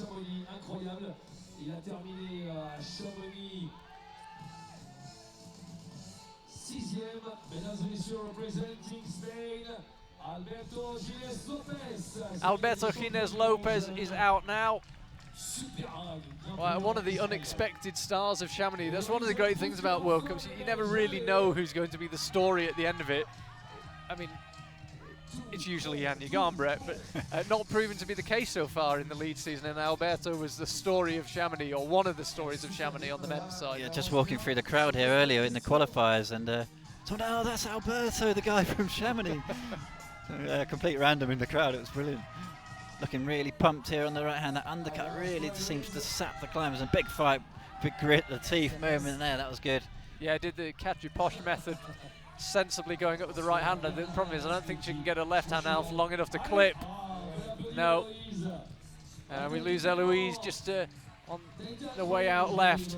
Let's see if we can get a replay. I'll see what I could see in real time. I was actually looking at the wall rather than our monitor. So just watch very carefully the quick draw, and you can see the rope is not correctly in the quick draw. It's actually closed in the gate, or in between the gate and the nose. When does it snap back in? So as he went up for the next move, I have to say that was Sean might watch that one back and feel slightly relieved. That is, yeah, for all the gym owners and climbers out there at home, that is a pure sign that danger never has a day off. That was a really, really close one for Sean. I mean, he's high up on the wall, so it would have been a massive fall, but it just shows you how close things are. And now Alberto is off. Big shot, because he was looking so good in Chamonix. He had to try so hard, made the finals there, and a big sigh from the crowd. Really, they were really looking forward to seeing a fight from him. He actually really struggled with the first move. You can see that volume just in front of him there. It just took him ages to get actually established on the first quick draw, and then it was just a bit of a mess from there on out, unfortunately. And yeah, one of the favourites for the finals, potentially out early, and each time someone falls off low on the route, Will Bosey, who was second climber out, looking better and better for a place in the finals. That is a shame for many people watching on who enjoyed Alberto last week, but you got to earn your place in every final. That's one thing that makes consistent lead climbers so impressive, is the fact they do it week in, week out, and if you make a mistake, your World Cup is over and you've got to wait until the next one to try again. Sadly, that is the case for Alberto. He's got the World Championships in a few weeks, and we've still got 3 more lead World Cups, remember, after that. We're off to Cran in late September, and then we're back to Xiamen, that very distinctive venue, our 4th year there, I believe, underneath the skyscrapers in the financial district, and then back to Japan again, to Inzai in North Tokyo for the final lead World Cup of the year. So plenty more opportunity to see him in action. Meiko Taki now, good to see her back. Team Japan, as with several of the teams, left some of their big hitters at home. Akio Noguchi's at home, Kokoro, Fuji, Tomoe Narasaki, Miho Nanaka, but they've still brought a pretty strong team. Not many teams can leave climbers of that calibre at home and still get plenty of people through into the semi-finals. It's all Japan on the wall right now, by the way, because Shooter Tanaka's about to get underway on the men's route.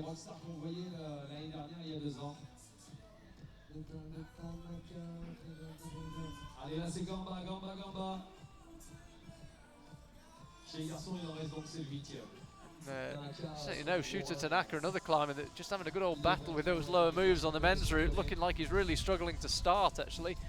We'll stick with Meiko Taki though. She's entering the section of the women's route where not many climbers have fallen, but the key has been to get it done with minimal expenditure of energy. We've seen climbers get themselves in a bit of a tangle here. If you go with the wrong hand and you've got to come back, it's very quickly start sapping your energy, and I think Meiko Taki might be struggling slightly with it. Now she's extricated herself from what looked like a slightly awkward position. Yeah, a couple of unnecessary foot swaps there just to kind of get the sequence right.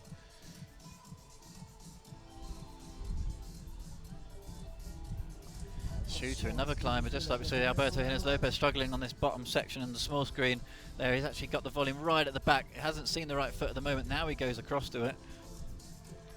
Meiko Taki taking a rest in a position we haven't seen that many climbers resting. That's a bit more like it when you get the right foot in. Now she's underway, heading out rightwards towards the volume that you can push a knee against. Meiko Taki, ce qui est incroyable, c'est qu'il y a 2 ans, on pensait que c'était la nouvelle génération japonaise. On avait raison, mais quand on voit ce qui arrive encore derrière, ils sont un vivier qui est inépuisable. Ouais, finalement, elle fait partie des grimpeuses lambda, elle est très forte. Le Japon, quoi. Et le public, on aime bien quand on a 2 nations. Alors, fait innovation aux Japonais. Organisateurs des Jeux Olympiques, ils vont faire rêver l'escalade au plus haut niveau mondial. Shooter actually managing to get it back together after a really tricky little start.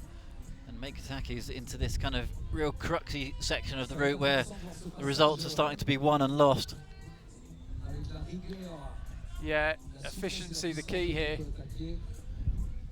On balance, pretty good. Couple of foot swaps, as you said earlier on, Mike, but now could really do without dropping back down like that. Yeah, interesting to see why she just dropped back down there. Just this big cut loose move or a really high step. She's obviously much shorter than some of the other athletes who slaps her right foot up, and it's nowhere near the foothold out on right, as we've seen others successfully do. And she ends up with the right foot on a much higher hold. That's the crimp that she's had, that she's now got her right foot on. She's actually managed to manufacture a knee bar. One of the advantages of being a bit shorter is your leg will actually go into that space, but it doesn't make that hold any closer. Now she gets going again, up with her right hand. Big jump up to the left, had to go full gas there, and suddenly looking absolutely superb here, Mccoll. This is another tough move up with the left hand though, and then jumped up with the right. We talk about climbers being willing to take big falls. Mccoll pretty much took the full ride down to the flower pots at the bottom of the route there. Quick replay of Sean Mccoll there. I wonder if that might have been Sean acknowledging that he'd seen it actually, but anyway, Mccoll, pretty good effort. Looked just as she began to pull onto the head wall, looked as if she might have burned a bit of unnecessary energy, and then seemed to get a second, or is it a third wind? Yeah, I think that knee bar just gave her a couple of extra breaths, just to kind of get something. It's the minutiae back in the forearms, just to jump up to that next left hand and just get a couple more moves. That was where we lost her. Shooter Tanaka, meanwhile, high on the men's route.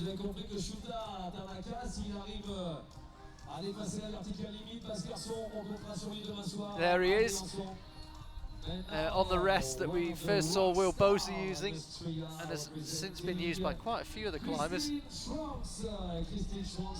Christine Schranz now of Austria, getting underway on the women's route. Good day for her yesterday in the qualifiers.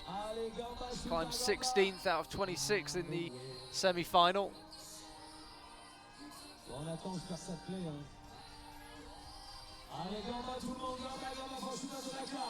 This is the clip that he's heading towards here. This is the Sean Mccoll clip, as it's now been called. Oh, big full invert. Spectacular stuff.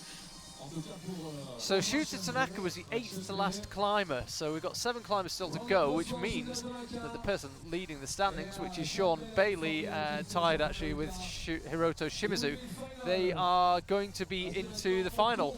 Sean Bailey and Hiroto tied at the top of the standings because by pure coincidence they are tied for the qualification round. Both got 40 plus on Route 1 and both got 42 plus on Route 2, and then both got 38 plus in the semi-finals. Yeah. So they're tied, so those two will both be advancing to the finals. One to watch for in the finals. If there's a fight for a podium between those, it will get complicated. Yeah. Let's not go into it. Go.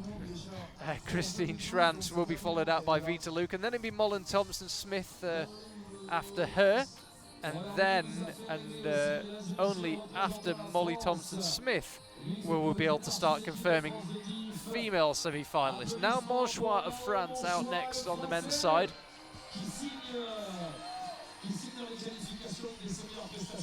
Briançon crowd coming to life again, giving him a big cheer. Still people arriving in the Parc des Sports.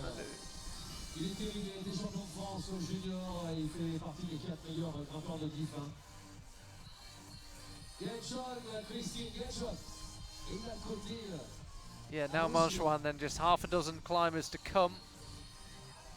Hannes Puman, the only one of the 6 still to come after now Manchois, hasn't won a World Cup. It's a very strong semi-final.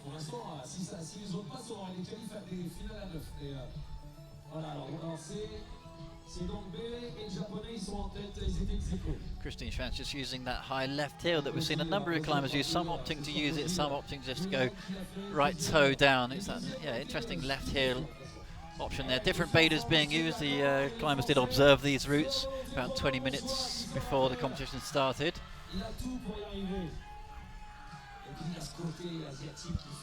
Yeah, they do get mass observation. The climbers all look at the same time. 26 men and 26 women is quite the sight. Now Manchois just struggling with this bottom move again off this volume and the right toe. Right foot quivering under that tiny little jib. Does get through it safely in the end. Yeah, I think there was a bit of a heart in the mouth moment till that left hand landed. Regained his composure somewhat now though. Again, the MC asks the crowd to get behind now Monchois. Yeah, it's a big cheer considering he's still right at the bottom of the wall. Let's see what happens if he can get higher up. Good to see an atmosphere building, cheering him through every move. Christine Schranz getting plenty of encouragement as well, and she's going pretty well.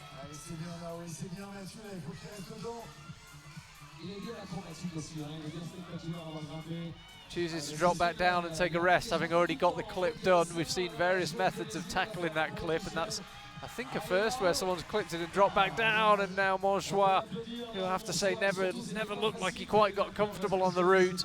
Yeah, it was that section again, undid it for him.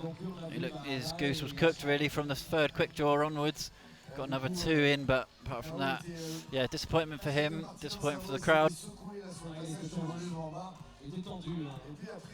So Christine Schranz, who's taken a pretty good pause actually, she's used up best part of 4 minutes to get to this stage, had a nice long rest, gets a clip done, and I have to say this is a strong and clever performance from her so far. Now Monchois walks off looking reasonably unimpressed with life right now. Christine Schranz, yeah, looking impressive on the route so really far. well. Goes up with that left hand, looking nice and steady, albeit a little bit pumped, but this is a committing move here. You haven't got a lot of choice, it would seem, but to go up somewhat dynamically, you've got to kind of slap for the hold. I think she's trying to engineer a way to go statically, goes with the right hand. This is really good stuff from Christine Schranz. Looks pumped, but it looks like she might have a couple more moves left. As it is, we lose it. Just going out right towards what is the final of the yellow volumes. That's a really good effort from her. Let's see where it leaves her score-wise. Yeah, it should be around 36 plus, I think. Yeah, it's a long time since we saw Nina Artaud. She was second climber out, and she's still got the high point of 37.5. Let's see where Christine ends up. Domen Skofitz right now underway. The 2016 season champion is climbing. Team Slovenia standing not far from us, and then, as you might expect, giving him an awful lot of support. Christine Schranz, yes, it is a 36 plus, moves ahead of May Kotaki on count back to the qualifying round, moves into second place. Really, really strong from her. Possibly the most efficient climber we've seen since Nina Artaud. Yeah, she had a really nice flowy style on the route, and it's not too many foot swaps, not too many mistakes. Youth World Champion Vita Lukin's just made her way out, so it's going to be all Slovenia on the wall. But let's stick with Domen. He's got through the tough section lower on, which is accounted for several of the men. Been quite open about the fact that he seems to have had a monopoly on fourth at times, Domen. Love to pick up a big result here ahead of the World Championships in Japan. There's Vita Lukin just appeared bottom right of your screen. Let's see how Domen gets on this tricky section. This is turning out to be a bit of a storyline on this route, this move, but he has read it perfectly and just goes no hesitation straight up with the left hand, then brings the right heel up. We've seen other climbers get the right heel up and get themselves in a few knots, but he just seems to have read that absolutely perfectly, and Domen's looking super relaxed at the moment. Yeah, power to burn. I couldn't quite believe where he was chalking up there. It looked like a really uncomfortable position. There's a little screw on jib just for his left foot that's been screwed on additionally to that big red sort of banana hold lower down, and taking an interesting resting position here with a big bent left arm, but again, another powerful front on move up with the left. Just powerful move after powerful move. Somehow he got a clip in between them. So one more move and Domen will be at the position where there's something of a rest. You can get the feet out wide to the right. And he chooses to take the rest. How long he'll stay there, I'm not sure. But he is choosing to take the rest, kind of squeezing the volume between his 2 feet. Had to be decisive on that move. You can't go half-heartedly up there. The way that this route builds, you can see him slowly starting to get more and more pumped, and a big slip out of nowhere. I think he's pretty annoyed about that, as he should be, because he was looking super smooth. You can tell he's getting a tiny bit pumped, but just a massive slip off the pinch. Hopefully we'll get to see that again, see what went wrong there. Yeah, that's really disappointing for Dom, and I have to say I thought he looked really good on the route up until there. Vita Luca, meanwhile, has got a real battle on her hands. Her feet cut loose all of a sudden. She's having to scrap, I think, a little bit harder than she might like to at this stage. Looks very relieved to suddenly drop down and just get something resembling a break.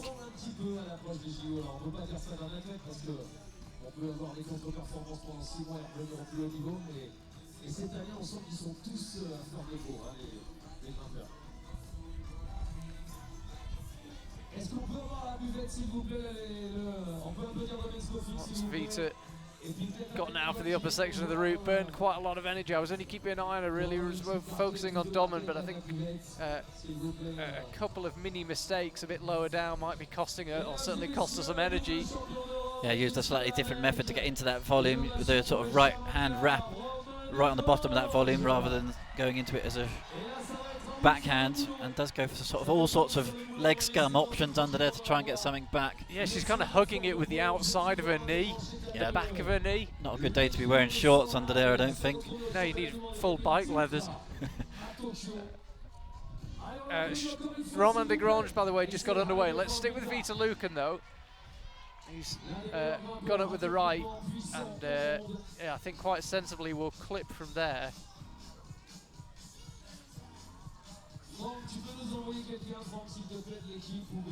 All of a sudden looking quite happy on that undercut where people have really started to power out.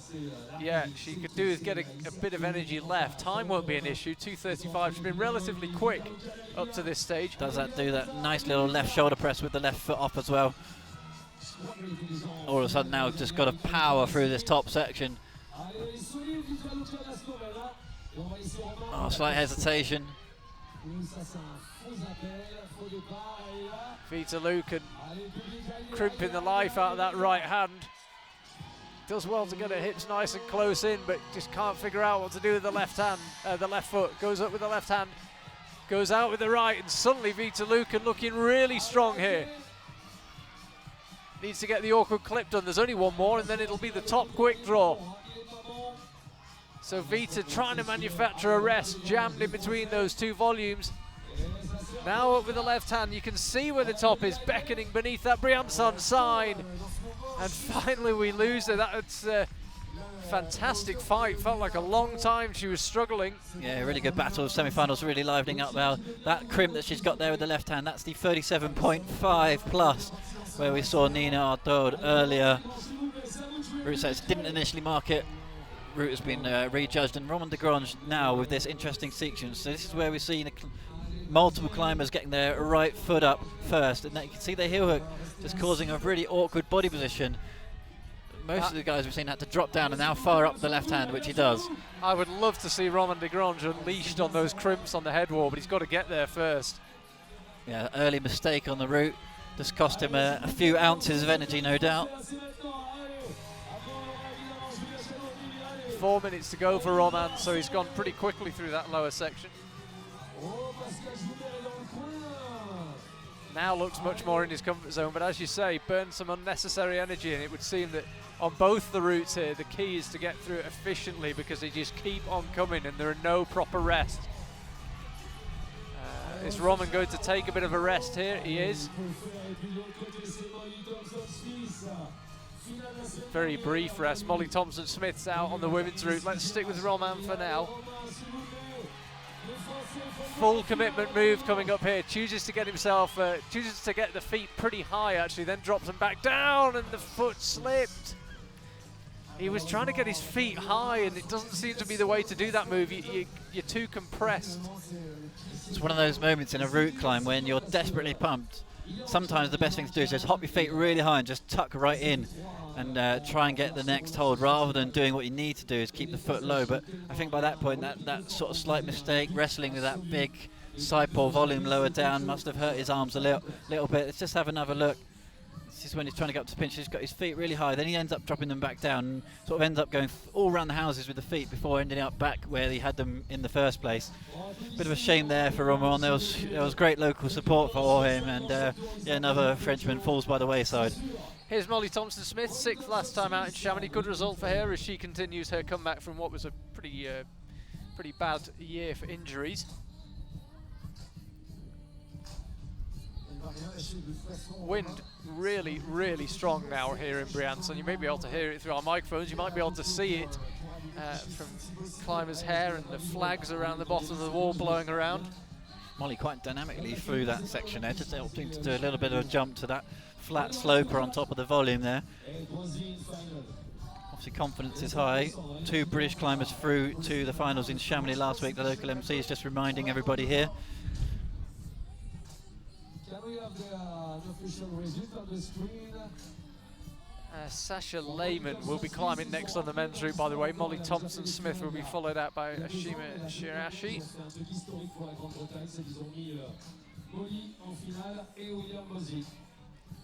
Yeah, it's interesting. Vita Lukin given the 37.5. Just behind Nino is the 37.5 plus. Opted, suggested that she didn't move on there, correctly so. Who'd be a judge?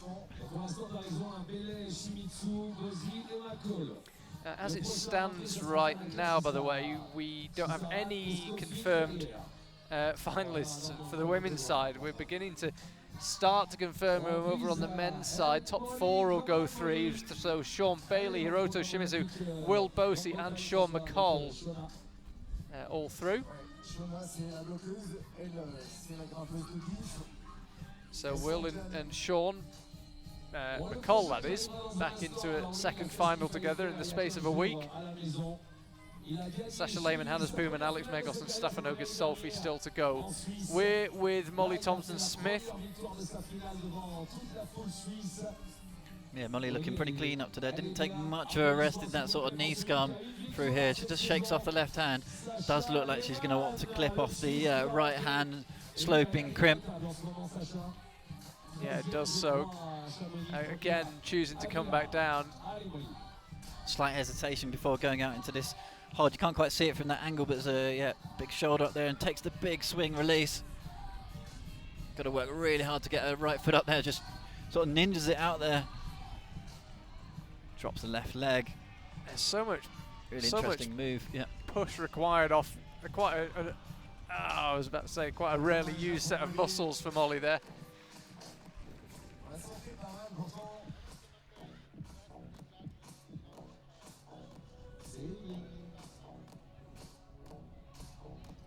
Please round of applause for Molly Thompson Smith, final last week. Slight disappointment there for Molly as she comes down. We'll see where that puts her. It's 9th at the moment, so she won't be featuring in tomorrow night's finals, unfortunately. Yeah, the way she did that move, she was kind of having to push her knee down. It looked a really awkward way of doing it. It's an awkward move, actually, in general. It is an awkward move, really in the groove there. Some climbers opt to put the left foot up, some having it down. Others, Laura Gora using the foothold for her hand. It's obviously a bit of a tricky little boulder section. Sasha Lehman gets underway. You can see what we mean about that first move. That is distinctly droppable. Yeah, so some climbers opting just to jump straight off the deck like he did. It's mostly the Japanese actually who are opting to try and sort of shuffle up the volume on the right, and Alberto Jimenez Lopez used the same sequence as well, opting to get on board the volume and then walk across, and then having to do this really weird drop down again. So route setters asking questions straight off the floor. If you're one of those athletes who's just super nervous, that's like your worst case scenario. Yeah, if it was your first semi-final, it's not the kind of move you want to see. Here's Ashima, just got underway on the women's route. Let's keep an eye on Sasha, World Cup winner, of course, won 2 weeks ago in Vila. Hard to believe it was only 13 days ago. Final in Vila. Third final in the space of 14 days coming up tomorrow evening for you from the southern French Alps in the town of Briançon.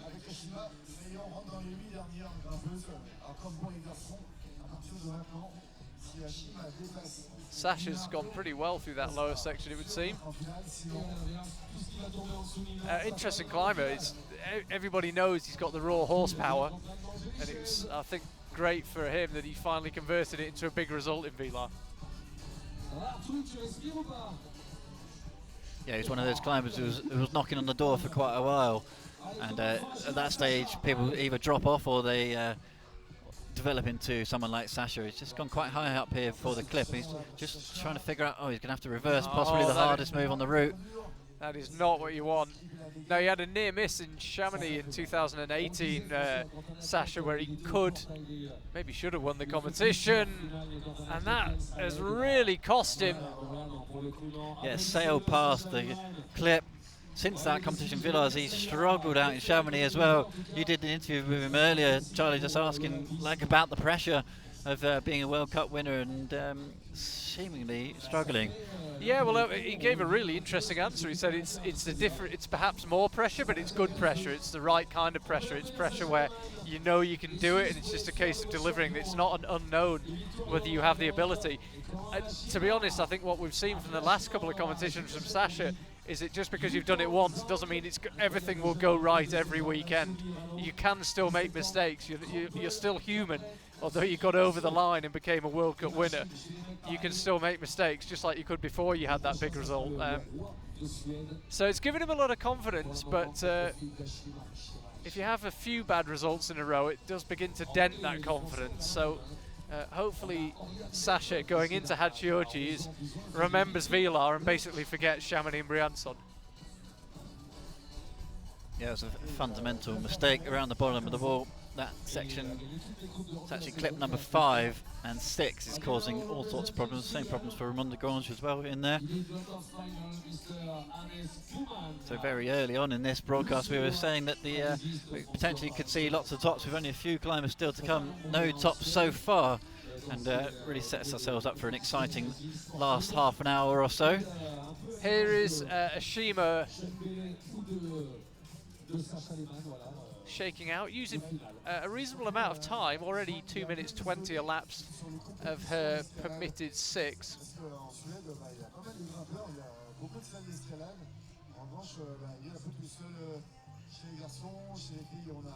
That's a good close-up view, by the way, of the hold that some of the climbers have been resting on. And Ashima choosing to pause. Hannes Puman now underway. What a day he had in the qualifiers.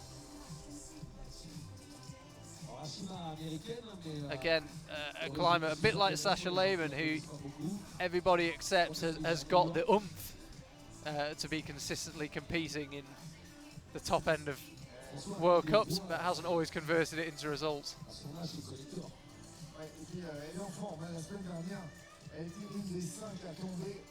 Same in some ways could be said for Ashima as well. Many expected to see her sort of starting to dominate the scene, but yeah, hasn't just as of yet. She has made finals, so we're expecting to see Ashima high up on the wall here with a big battle. Yeah, she was in the final last week in Chamonix. What can she do here in Briançon?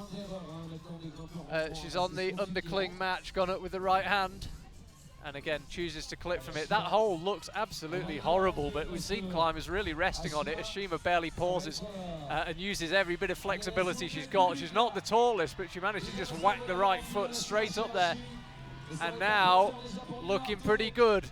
Ashima Shirashi having to work hard, but she's onto the head wall. She's off the really steep section. Just trying to figure out what to do with the feet. So what we've seen climbers do here is struggle to figure out how to use their left foot. They put the right foot up on the hold up and right of where she currently is.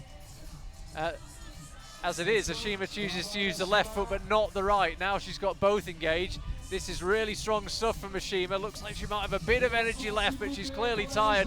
Goes for the very high left foot, looks down, and she will be pleased when she sees on the clock that she's got 1 minute 40 left. Drops back down. I think he's going to try and at least chalk up. And we lose Hannes Puman very low down. You can see him bottom right of your screen. Let's stick with Ashima. She's had something of a rest. She's certainly chalked up.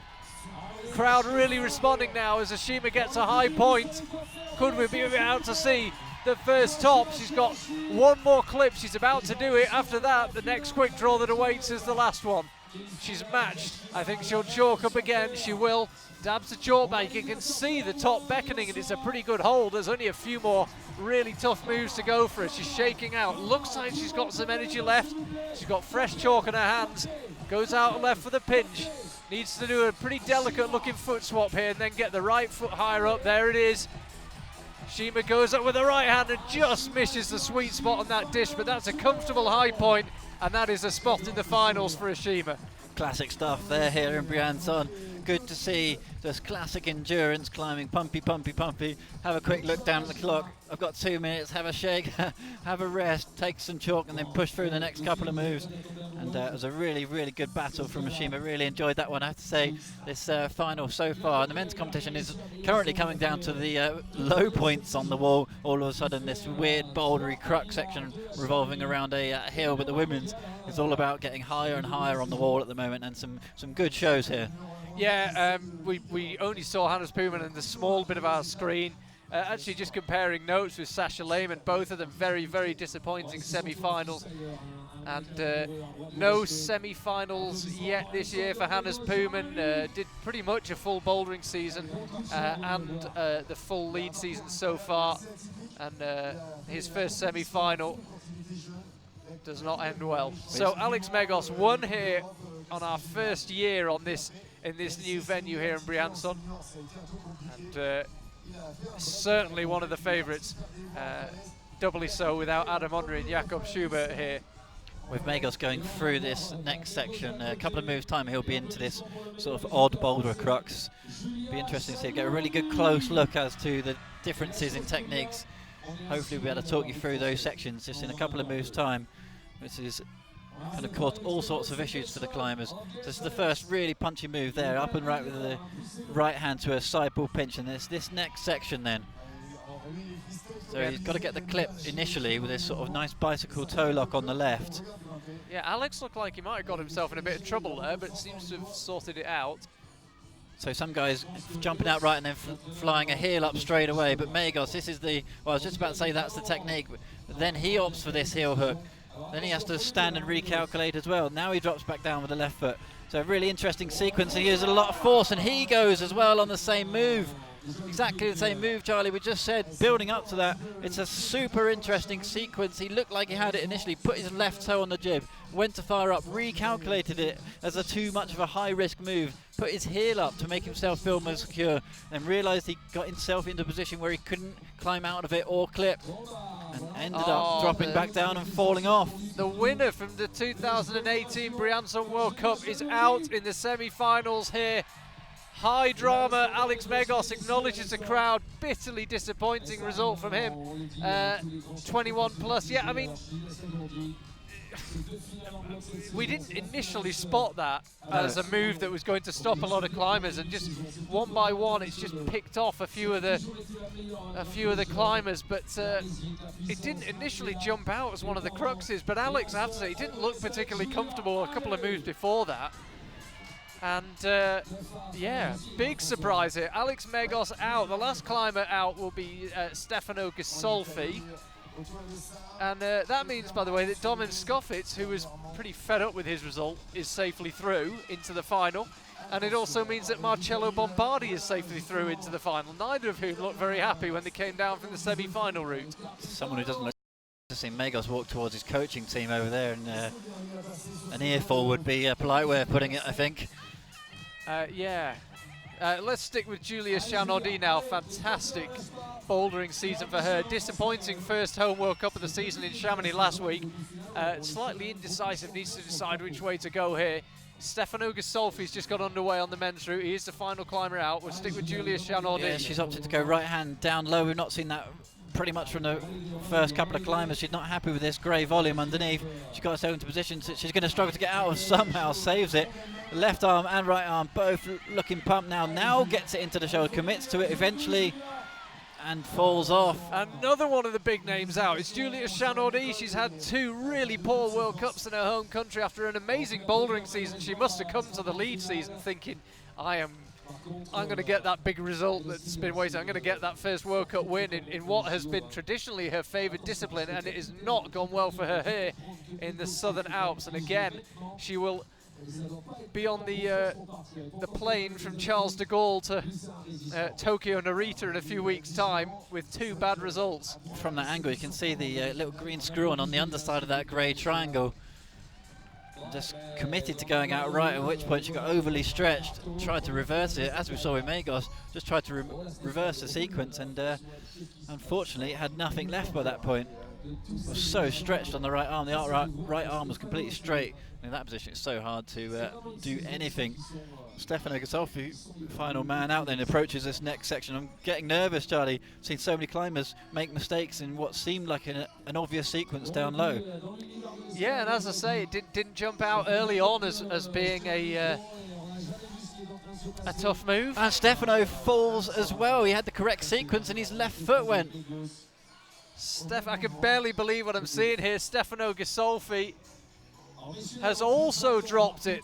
Well, we had an incredibly strong last 4 climbers. Sasha Lehmann, Hannes Boomen, Alex Mccoll, Stefano Ghisolfi, and all of them have dropped it very, very low on the men's route. Yeah, all on the same move. Such a bizarre scene to finish the men's semi-final. Lots of people shaking their heads all around us.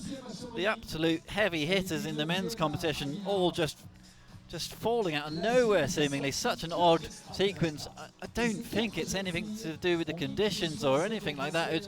It'd be hard pressed to say that's what it was, because some climbers just didn't use the correct technique that we've seen so many use successfully through there off that left foot. He actually, Stefano had the left foot perfectly placed on the foothold and still slipped off. So yeah, it'd be interesting to chat to some of them after this and just see what happened in that sequence. Quite amazing, really. I mean, so many of the climbers that we would have expected to do well, dropping it very low down, and a lot of the climbers like Hidemasa Nishida, Domen Skofic, Marcello Bombardi, Shuta Tanaka, who may well have thought, well, that wasn't enough, now find themselves in the men's final. Even with Sean McColl, when he came off, just sort of like, you know, waving to the crowds, yeah, may have been enough. Probably didn't not look particularly happy. No, he ends up 4th.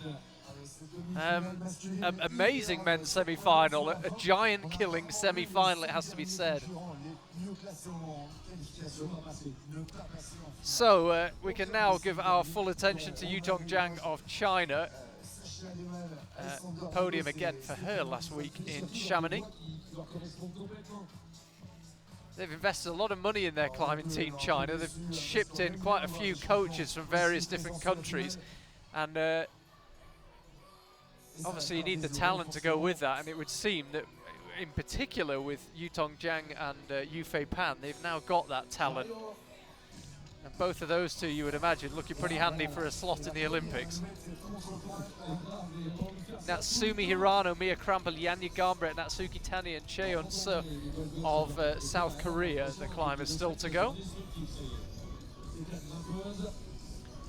So Jiang is the 6th to last climber, which means that our top 2 already guaranteed their place in the final, and France will have somebody to cheer on. Nina Arto safely through. She climbed 2nd. We thought the route setters, to be honest, had probably undercooked the route, but actually it was just a beast of a performance from her, and Ashima will be joining her. Yeah, Will Bosey climbed 2nd as well in the men's competition. He's going through also. And I'm just looking out across the athletes area. We've got Julia Chanodi, Alex Megos, Sasha Lehmann, I can see.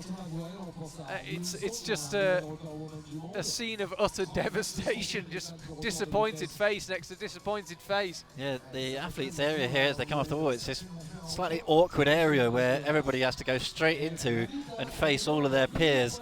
I mean, look them all in the eye and just kind of shake their heads. So, Jiang, as we begin to digest what's happened here in Briançon, Jiang going pretty well, could guarantee herself a place in the final if she could get a 37.5, still some way to go, but certainly doable. Yeah, women's route coming down to high points high up on the wall here.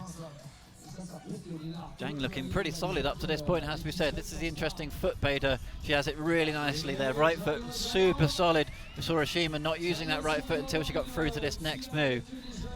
Now the high step, skips the 0.5, goes for the intended sequence straight up to the pinch. Yeah, that's her into the final safely, and still not quite at the high points of Ashima. It doesn't matter for her place in the final, but if it came to count back, it could be absolutely vital. So you've got to fight for every move going, and remember the climbers have got a full day tomorrow to rest before the finals in the evening here in Briançon. Left foot goes out. This was the move where Ashima fell And Zhang as well falls. I don't think she'll be awarded that hole, but she'll certainly match Ashima's score. Yeah, that's good. Just a total pump out at the top, just kind of slight drop knee before crossing to that dish at the top of the wall. Let's have another look. She managed to manufacture a bit of a rest on that sloper on the right. Goes for the drop knee, hits it, but not with too much conviction. Yeah, it looks stickable, that move, but I think you'll need to have enough strength left to really crush that. Yeah, you need to be quite fresh because that left hand is like this really small little telephone pinch up high. It's the kind of hold that you really don't like the look of when you're pumped, basically. Yeah, it's the type of hold that just makes your elbow instantly point 90 degrees in the wrong direction. Natsumi Hirano will be out now. That's Zhang safely into the final. She hugs Ashima as she walks over to the athlete area. There's the wall here in Briançon. It looks dark. There's actually still a bit of light here. Camera can't quite pick it up. We can still see the outline of the mountains in the background, but it'll be completely dark by the time the last climbers come out.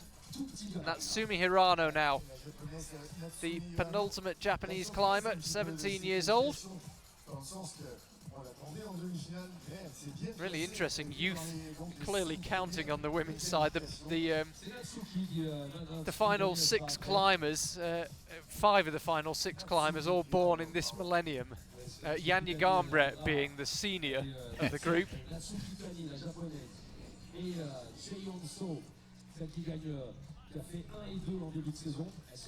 So she's underway. Men's semi-final concluded. A lot of very, very disappointed big names. It's sort of like the most awkward conversation area possible over there at the moment. Everyone's just shaking their heads at the moment. But it's it's those guys who got cleanly through that sort of middle boulder problem that are heading towards the finals. Yeah, it looks like he's got roughly the same party atmosphere as a morgue right now. It's just a big row of disappointed people, because most of the climbers who climbed a while back and unknowingly had got themselves a place in the final have already disappeared off into the main crowd here and in the queue for the buvette, and they've probably looked at the scores and thought, oh wow, I'm in. I have to say, those fights from Sean McColl and Sean Bailey on that section, at the time we were saying were mistakes, and they're going to have to try. Marcello Bombardi also put in a big fight in that section, seemingly using a sequence that was quite hard to get through that move, ended up reversing, putting the left foot down. The fight was worth it because they've got through to the finals.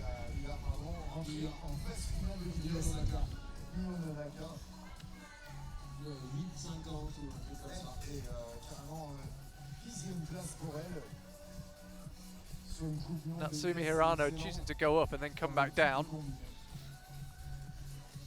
Ça c'est impressionnant ce qu'elle a fait, parce qu'elle a fait un mouvement dynamique et d'un seul coup, bah, elle s'est mis en arrière, relâché complet en un quart de seconde. Elle est assez vive dans sa grappe.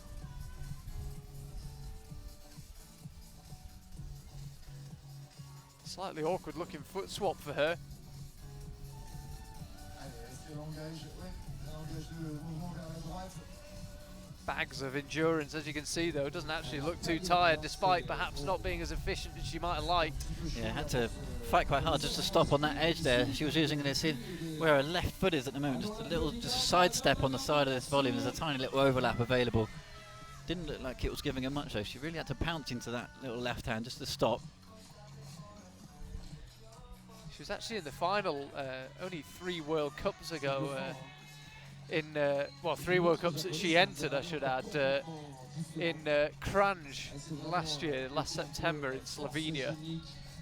So she's been into the finals before.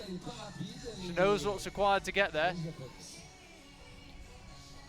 Nice little right heel method, not seen that too many times so far in the women's competition.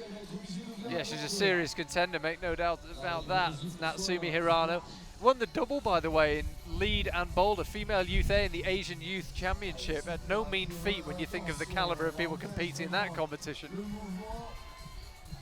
Now then, she'll go up with the right hand. Where will she get the clip done from? I've seen quite a lot of climbers clipping the next draw from where she's currently hanging. I'd say she's been quite slow up to this point, but she's not really made any mistakes. She's obviously feeling quite comfortable. Now, all of a sudden, you have to start fighting. Yeah, suddenly the fingers moving a bit more quickly, and she didn't quite hit the sweet spot of that crimp, but she got it good enough. that she'll be able to clip from it. Always awkward to clip when the quick draw is kind of banging against the side of you though. If you can get it while it's free hanging and you're not obstructing it, it certainly makes life a bit easier, but she perhaps didn't go for the best clipping method, but she got it done after a small fumble, and now she's able to chalk up on what's a pretty hideous crimp. Yeah, she just desperately snatched that and ended up working quite well for her because she managed to match it. Crowd really enjoying this, and as well they might, because she's got a real fight on her hands. Really good traditional lead climbing this. Really good fight. Needs to free the rope, does so. Got to watch that left foot as well. It's very close to a bolt there. Does just move it. Yeah, was very close to a bolt, and we just lost her as she went through with the left hand. You can see she got pretty tired a few moves before and did really well. Quite clever climbing to milk a few more moves out of it. Yeah, she's one of those climbers who just kept flipping the heels up really high. Kind of like you said, good traditional route climbing where the heels really come into play. So she is down, and we've got 4 climbers to go. Let's see whether that leaves her score-wise. Mia Krampel will be out next.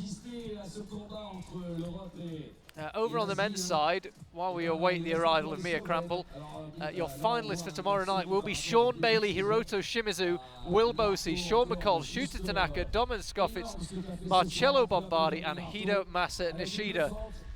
And I think if anybody predicted that as our final, they should probably get themselves to Vegas, because they're clearly on a winning streak. Stick it all on black, or 36, because I don't think anyone saw that one coming.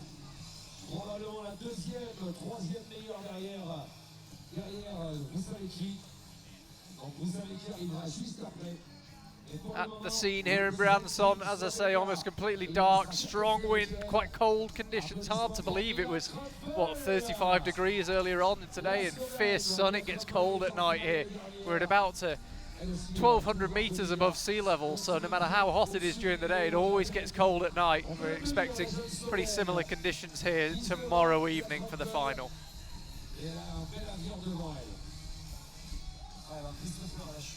So here's Mia Krampel, not the last of the Slovenians. She'll be followed out by Janja Garmbret in the unfamiliar position of climbing 3rd from last in the qualifying round, in the semi-final, excuse me.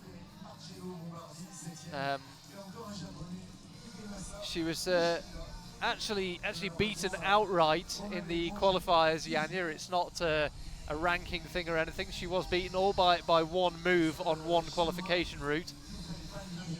But should it come to count back, Janja would need to outperform her rivals in either the semi-final or ideally the final. Anyway, we don't want to get ahead of ourselves, which we might perhaps have done last week with the benefit of hindsight. Yeah, absolutely. We're talking about tops and how great it's going to be, and just yeah, the emotion that followed was yeah, quite staggering, really.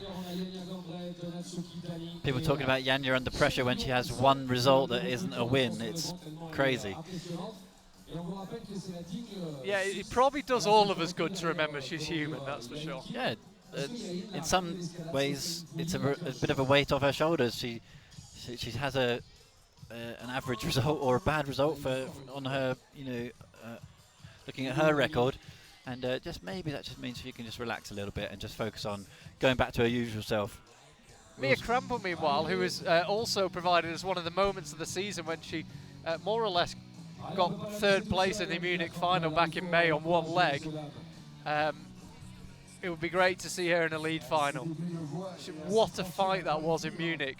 Hurt her knee, I forget now, was it very early on in the final or was it in the warm-up? It was the end of the end of the semis, yeah. And climbed in the final, could barely walk onto the stage in the final. I was absolutely sure she would have to pull out. I didn't see how she could even get herself to the foot of the boulders from isolation, let alone climb them, but basically just refused to give up and was handsomely rewarded with a World Cup medal. And I've never seen one more deserved. It's quite an interesting little move that actually, where the climbers get this sort of pinch on the overlap to volume down low with the right foot, and have to kind of a really quick drive-by move into that left hand, stop on it, then take that left hand back off to get the clip. Quite a nice little low, powerful section in that left to right traverse. That's where we saw Julia Chanaudy making that big mistake that really cost her. She's still pretty distraught in the athletes area at the moment, and a nice little right heel hook, and ooh, a nervy moment there. Had to quickly over grip on that big round pinch just to make sure that that right heel slip didn't cost her.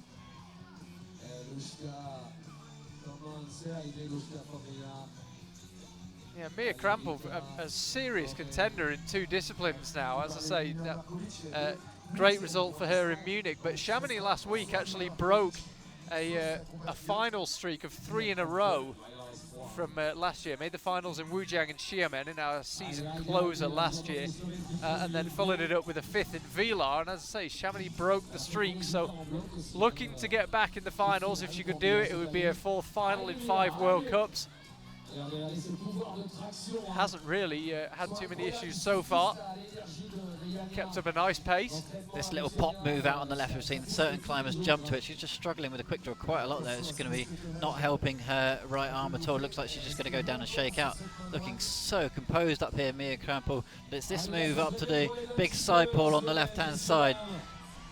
Certain climbers having to jump to it. She does go to it statically, but then it's just about running the feet up and kind of getting onto this top head wall cleanly and sorting the right foot out after getting this next edge. I gotta say, Mike, she may look the calmest of anyone we've seen up there so far. Certainly her and Ashima would be tied in that competition, but these are hard moves, and they come on top of 32 or so really hard moves below as well. Super high left foot now. This is what we saw from Ashima. If you've got the hip flexibility, then go for it, and Mia Krampel clearly has. She's climbed her way already into the final. This will be enough for her. She is going to make it 4 finals out of 5. 11th in Chamonix was clearly the exception rather than the rule. She's back in the finals in Briançon. Penultimate quick draw clipped.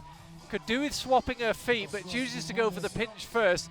This is the move that stopped the 2 climbers before, and Mia Krampel gets it. That's a new high point from her. Could we be about to see a top? Mia Krampel lining it up and just slips at the crucial moment. Perhaps slightly disappointed, but as soon as she gets a look at a scoreboard, she'll be delighted.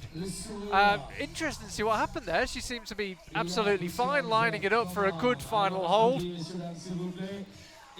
And just dropped it at the key moment. Hopefully we can see a replay. Yeah, I think she was just absolutely gassed by that point, had nothing left in the tank. She was looking so solid all the way up into that top angle change. Then all of a sudden there's a bit of a move out left, and all of a sudden the pump really starts to kick in. She looked quite composed in that top section, I have to say. Hopefully we'll get to see that again, and yeah, all of a sudden just looked a bit pumped out on the top of the wall.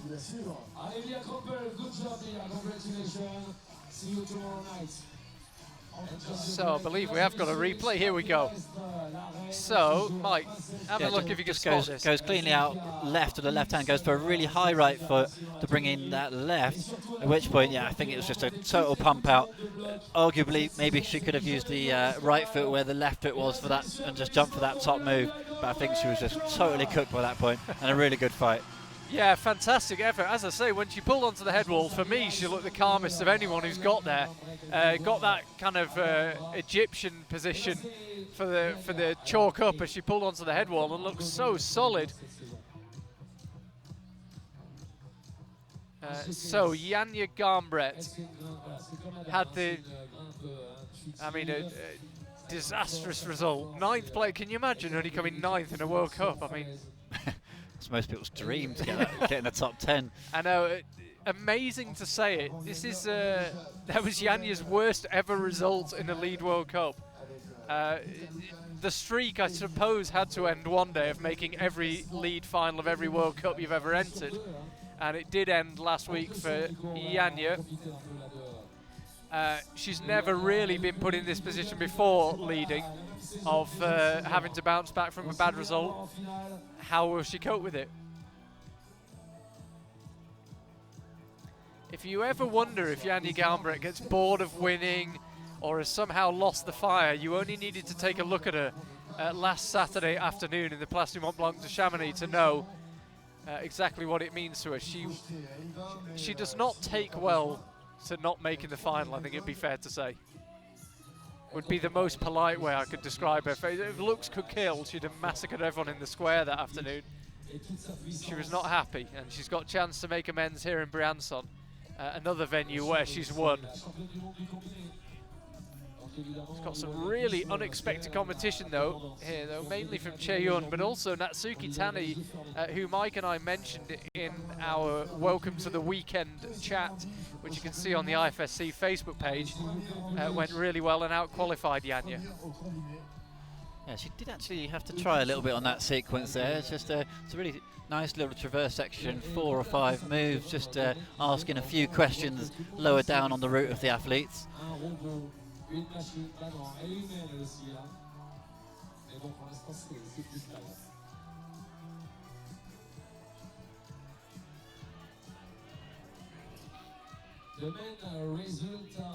Janja just opting for the right-hand wrap method on that volume before dropping into the edge there. You can see why there's been a couple of route reading errors on that. It's just a slightly unconventional sequence where you have to get into the volume effectively with the wrong hand and then flip it all around. Janja's gone nicely into the right-hand underside and planting the left hand on the little jib that you can't quite see from that angle on the underside. Takes a short rest before questing into this next section then. Yeah, crowd getting right behind Janja. As I say, it's a really unfamiliar position. Normally she's under pressure because she's trying to break some record or achieve something that no one's ever achieved before. This time she's bouncing back from a bad result and looks like she's getting a bit of a pump on actually. We've seen a lot of climbers get to that undercling match and suddenly look a bit tired, and Janja was one of them. Yeah, some people saying Janja's just not quite in the shape that she has been on previous years on the routes. Understandably, after such a massive bouldering season, not too much time to convert into lead mode. But yeah, let's see what she's got. This is a real test of pure stamina here. We've not really seen her tested in this way yet this season. So the third Lead World Cup, a route that's just pure endurance. Let's see if Janja has some. Yeah, by my calculation, Mike, she's still a couple of moves short of where she'd need to be, but to get into the final, she'd need to get the higher hold on that white volume above her and then move off it. So I believe that if she can get the next hole and then make a move from it and get a plus from it, it should be enough for the final.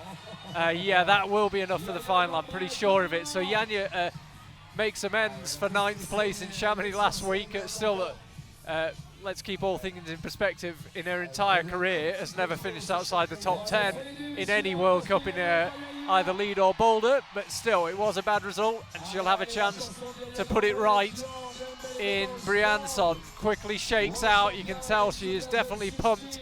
How much has she got left here? Janja Garnbret, the crowd getting right behind her. They know they're watching the greatest female competition climber of all time, but she's got her work cut out here. Again, shaking out, pausing for quite a while. No issues at all on time. 1:35 left on the clock. So she won't need to worry about timing out. She can climb as slowly as she wants, rest as much as she wants. Gets a pinch, you can see her again flicking out that left hand. This is a tough move up to the dish where we lost Ashima earlier on. She sticks it. The top beckons, the crowd really cheering now. Janja Garnbret lining it up for the top and gets a hand there but can't quite stick it. She's done enough. She will move into first place on count back to the qualifying round, but she can't quite find the top. Janja Garnbret lowers down, and although she's done enough for the final, it tells you what a competitor she is. Her first thought is that she's a bit disappointed. She's only about 5 meters away from us, but you can see not very happy. I have to say, Charles, she's absolutely livid that she's not top the route. Mike, I'm going to try and redefine optimism and try and get her to grab a word with us. I'll try and catch her eye. As I say, she's only about 5 meters away from us. I really don't fancy my chances in the slightest, but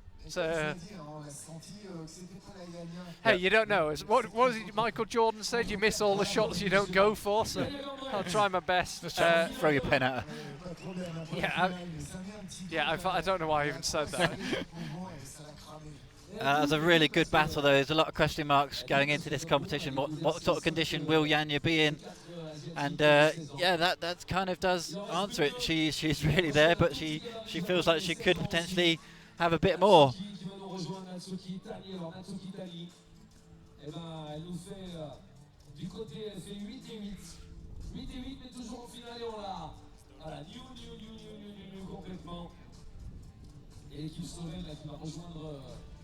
Sa championne, mesdames et messieurs, Right, I'm dispatching Mike to try and get Janja. Let him face it rather than me. I think when she sees the score, she might be a little happier. Natsuki Tani now will climb, as I say, beat Janja by one point on one move on one qualification route.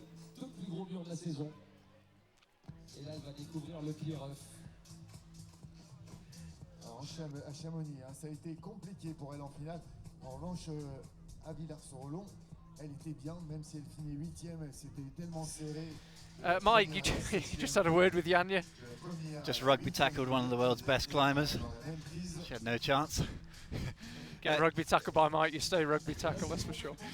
Yeah, I have to say, good luck with this interview. She's a great sporting athlete, and she really wanted to top there, so this is going to be interesting. Good job. Chalk bag's been stuffed into the bag.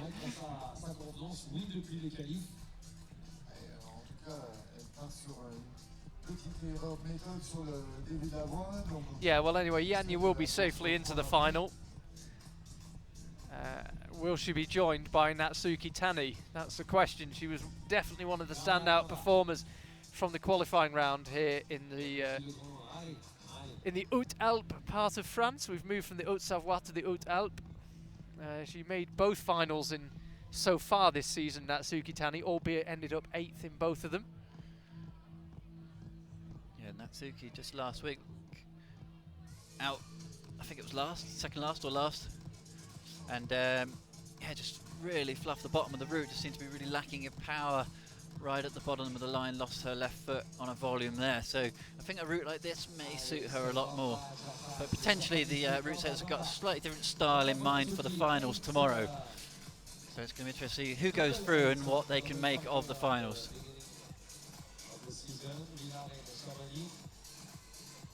Yeah, Natsuki Tani looking to make it three finals in a row.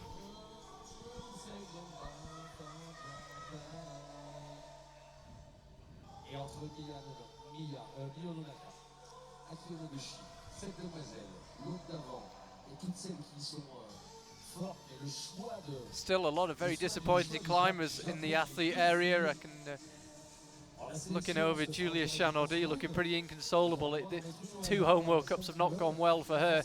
Of course, we'll be in Natsuki Tani's home country in, what is it, 3 weeks, something like that. We'll be heading over to Japan for the World Championships. Natsuki's got a bit of a big release here. Does just about get out of a bit of trouble there, not too many issues. Had a really big high heel hook section. High heel hook technique through that lower part in that traverse. Ended up having to make a big release. We talk about climbers doing the double. She actually did the double of Youth B lead and boulder in the Youth World Championships last August in Moscow.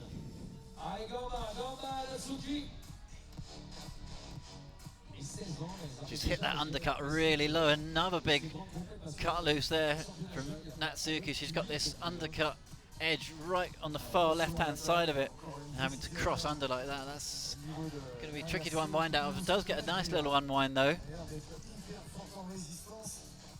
Remember, countback may end up being crucial, by the way, because Cheon-seo and Natsuki Tani both topped qualification route 2 and got 39 plus on qualification route 1, so we could do with some separation at some stage, ideally with a top. We've seen 2 climbers slap that top hold and not hang on to it. Janja Garnbret just short on it. Mia Krampel, I think, actually probably knew it wasn't happening.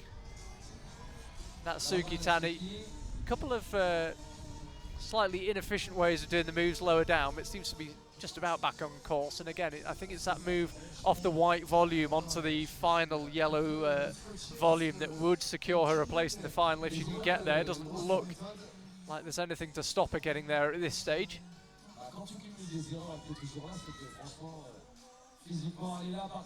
So this, I think, is hole 36 according to our route map. Just seems to have so much lock-off power. It's crazy, really. She's struggled on certain sections, but every time she gets to hold, she just reels it all the way in. There's the lock, the right hand. She's just using that little intermediate foothold before going up to that thumb catch. It is going to be another final for Natsuki Tani, 3rd in a row in the 3 World Cups we've had this year in the lead. comment elle a fait pour faire gets the clip done. Could we see the route topped? elle qui paraissait tellement aisée là sur ce mur de Briançon. Et elle n'est pas forcément très longiligne et très grande, hein, donc elle est en statique. Going out to the pinch now. Heading up to the dish move. This is where we lost Ashima. Natsuki Tani sticks it, no problem at all. Gets the feet high. Goes out to the penultimate hold. Are we about to see a first top? Launches for it, doesn't quite get it. Third climber we've seen after Mia Krampel and Janja Garnbret. Slap the top hold but not hold on to it. There's two big tick marks on that top hold. Don't know if she was aiming for it. Either way, came up short. It suddenly, I have to say, when she got there, it looked an awfully long way up to the top hold. From below, at first glance, it looks almost like almost a gimme move. You go into a good hole, but it did look a long way then. Yeah, I think on that final move, all of a sudden the feet are either really low or really high. They're not really where you want them. But really good women's semi-final here. Yeah, could we get the fairy tale ending with the top from Cheon-soo?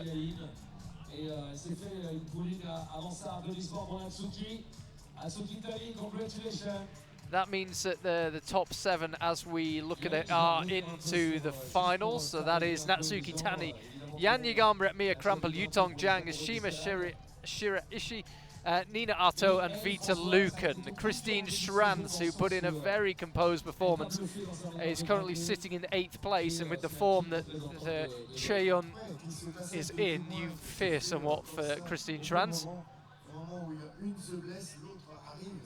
I have to say, it's wild speculation, Mike, but hey, let's go for it. If she was to do, if Cheon was to do what Mia Krampel, Janja Garnbret and Natsuki Tani have done, launch for the top, she would then be tied all the way through the qualification with Natsuki Tani. Pressure would really be on the route setters for the final to separate them.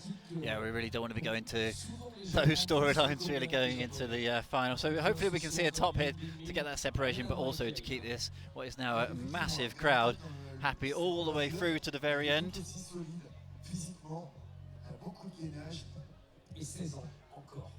Really enjoyed this women's route in particular here tonight. The men's route was good climbers early on.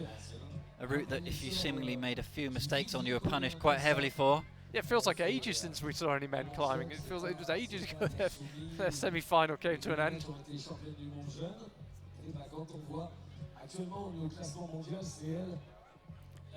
Right, so Cheon is underway.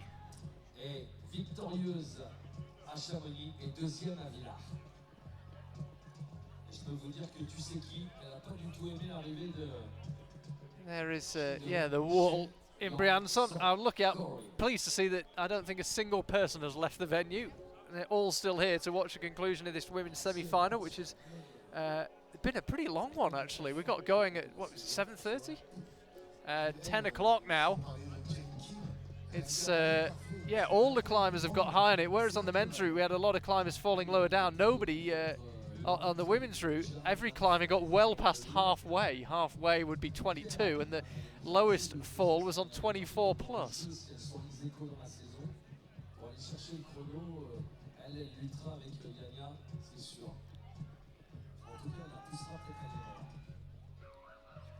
C'est la dernière de la soirée, messieurs, dames.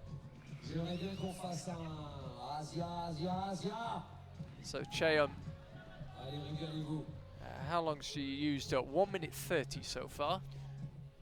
It's actually, as we said with Sasha Lehmann, actually a fair amount of pressure here on Cheon. Yeah, there is a bit of pressure. World Cup winner coming out last, route's not been topped. Well, we're talking about Janja Garnbret's worst ever finish in Lead World Cup being 9th. Her worst ever finish is 2nd. Or, I mean, albeit she's only entered 2 World Cups, but still, not too shabby. Yeah, what a way to go from the youth scene into the seniors. So many climbers, when they step up to the senior competitions, they realise they're way off the pace compared to, you know, they're a big fish in a small pond in the junior category sometimes, and then step it up into the seniors and you get a bit of a shock to the system. But seemingly not so for Natsuki and Cheon-soo. C'est ça qui vous avait bluffé à Cham, c'est qu'elle avait très peu utilisé de temps de repos.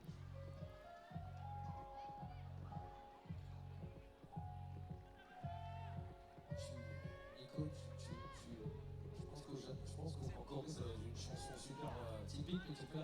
Cheon now still a few moves short of guaranteeing her place in the final. Yeah, made that clip in quite an awkward manner, but managed to get it done and still looks pretty fresh, to be honest.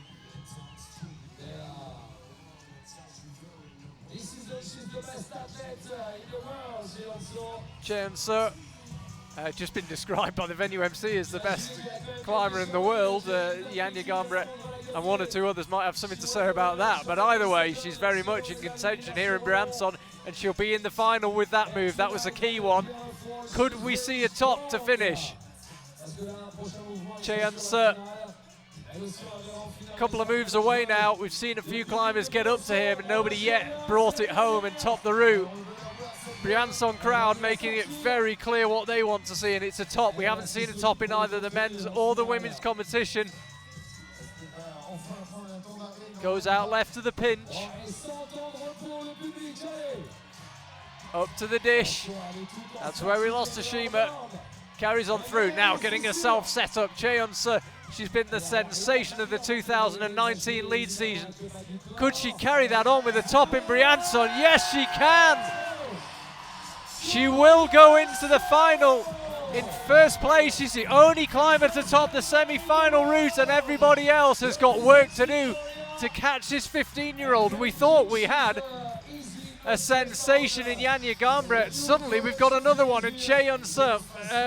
Mike, I would have been very, very impressed if ahead of Vila you called me up and said, yeah, Charlie, I think Cheon Seo is going to dominate the first 3 World Cups of the season, but that's exactly what's happening. Oh, that was absolutely brilliant. Final climber out to find a top. Absolutely superb. That's what we want to see. Route setters out there, get your notebooks out, rewatch this, because that was a lesson in how to route set a women's semi-final. Absolutely superb scenes. Mike, we're going to trade you out for Janja Garnbret. Certainly an improvement when it comes to climbing ability. Hey Janja, thank you for joining me. Yeah, no problem. You looked disappointed when you came down then, but it seemed like a good performance. You were in the final, but it looked like your first emotion was disappointment. Yeah, because I was a little bit disappointed, but because the route was kind of easy. You felt like you could top it. Yeah, I felt like I could top it, but yeah, I think I messed up a little bit at the top, but I'm happy to be in the finals again. You feel like you just got the sequence wrong? I think I got the sequence wrong, yeah. And after Chamonix, I mean, you're still in the top 10 of a World Cup, but I guess by your standards it must have felt like a bad result. How did you feel after Chamonix, and how have you felt over the last week? Yeah, actually, yeah, I was a little bit disappointed, of course, just after the Chamonix, but the training was okay later, and everything was fine, and I wasn't disappointed anymore. You so moved on quite quickly. I moved on quite quickly, yeah, but it was okay. Well, there we can see the results on the screen. Janja, really appreciate your time. We will let you go. I know you're slightly disappointed. You have a chance to put it right tomorrow, though. Yeah. And thank you for coming to talk to us. No problem. There you can see the results on your screen. So leading the way with Tani, Janja Garnbret, Mia Krampel, Yutong Zhang, Ashima Shirashi, Nina Artaud and Vita Lucan. 3 Slovenians into the final tomorrow night. And Christine Schranz, as I feared she may do, after a very strong performance, ends up just being knocked out. It's Meika Taki ends up in 10th place. She might consider herself slightly unlucky as well. Let's have a look at the next climbers down. Appreciate Janja Garnbret coming over them, but didn't seem in the best of spirits. Really feels she could have got that one done. It won't be much consolation, but a little bit of consolation maybe that even if she had topped, she wouldn't have gone into the semi-finals ranked topped due to count back to the qualifying round. See a bit lower down there, some big names falling a bit lower down. I'm looking at Mina Markovic, Margot Hayes, Luchka Rakovic, Molly Thompson-Smith, Laura Agora. Tough women's semi-final route that ended up being topped by the last climber. The route setters got their Hollywood script absolutely spot on. Let's have a look at the final 6. And there we can see it. Everybody got past halfway. As I say, 22 would have been halfway, so all climbers getting well past it. But Julia Chanaudy, really the big name there low down. And a disappointing last 6 for France with 3 climbers in the bottom 4. Over on the men's side, let's have a look. See there, Sean Bailey, 38 plus for him, Hiroto Shimizu goes through with him to the final. Will Bosi and Sean McColl into the final for the second week running. Shooter Tanaka, Domin Skovic, Marcello Bombardi and Hidemasa Nishida will be the final tomorrow night. Yufei Pan narrowly misses out, and Robert Negrange, who at the time it seemed had a bit of a poor semi-final, actually only misses out by one move. A couple of big casualties lower down. Hannes Puman, who hasn't been into a final this year but would have hoped for more after a good qualifying day. World Cup winner from Vila, Sasha Lehmann misses out. And Alex Megos, the winner from Briançon last year, perhaps the biggest casualty of all, falling around that 21-22 area, ends up 17th. And Alberto Hines Lopez, the other big casualty, ends up 23rd.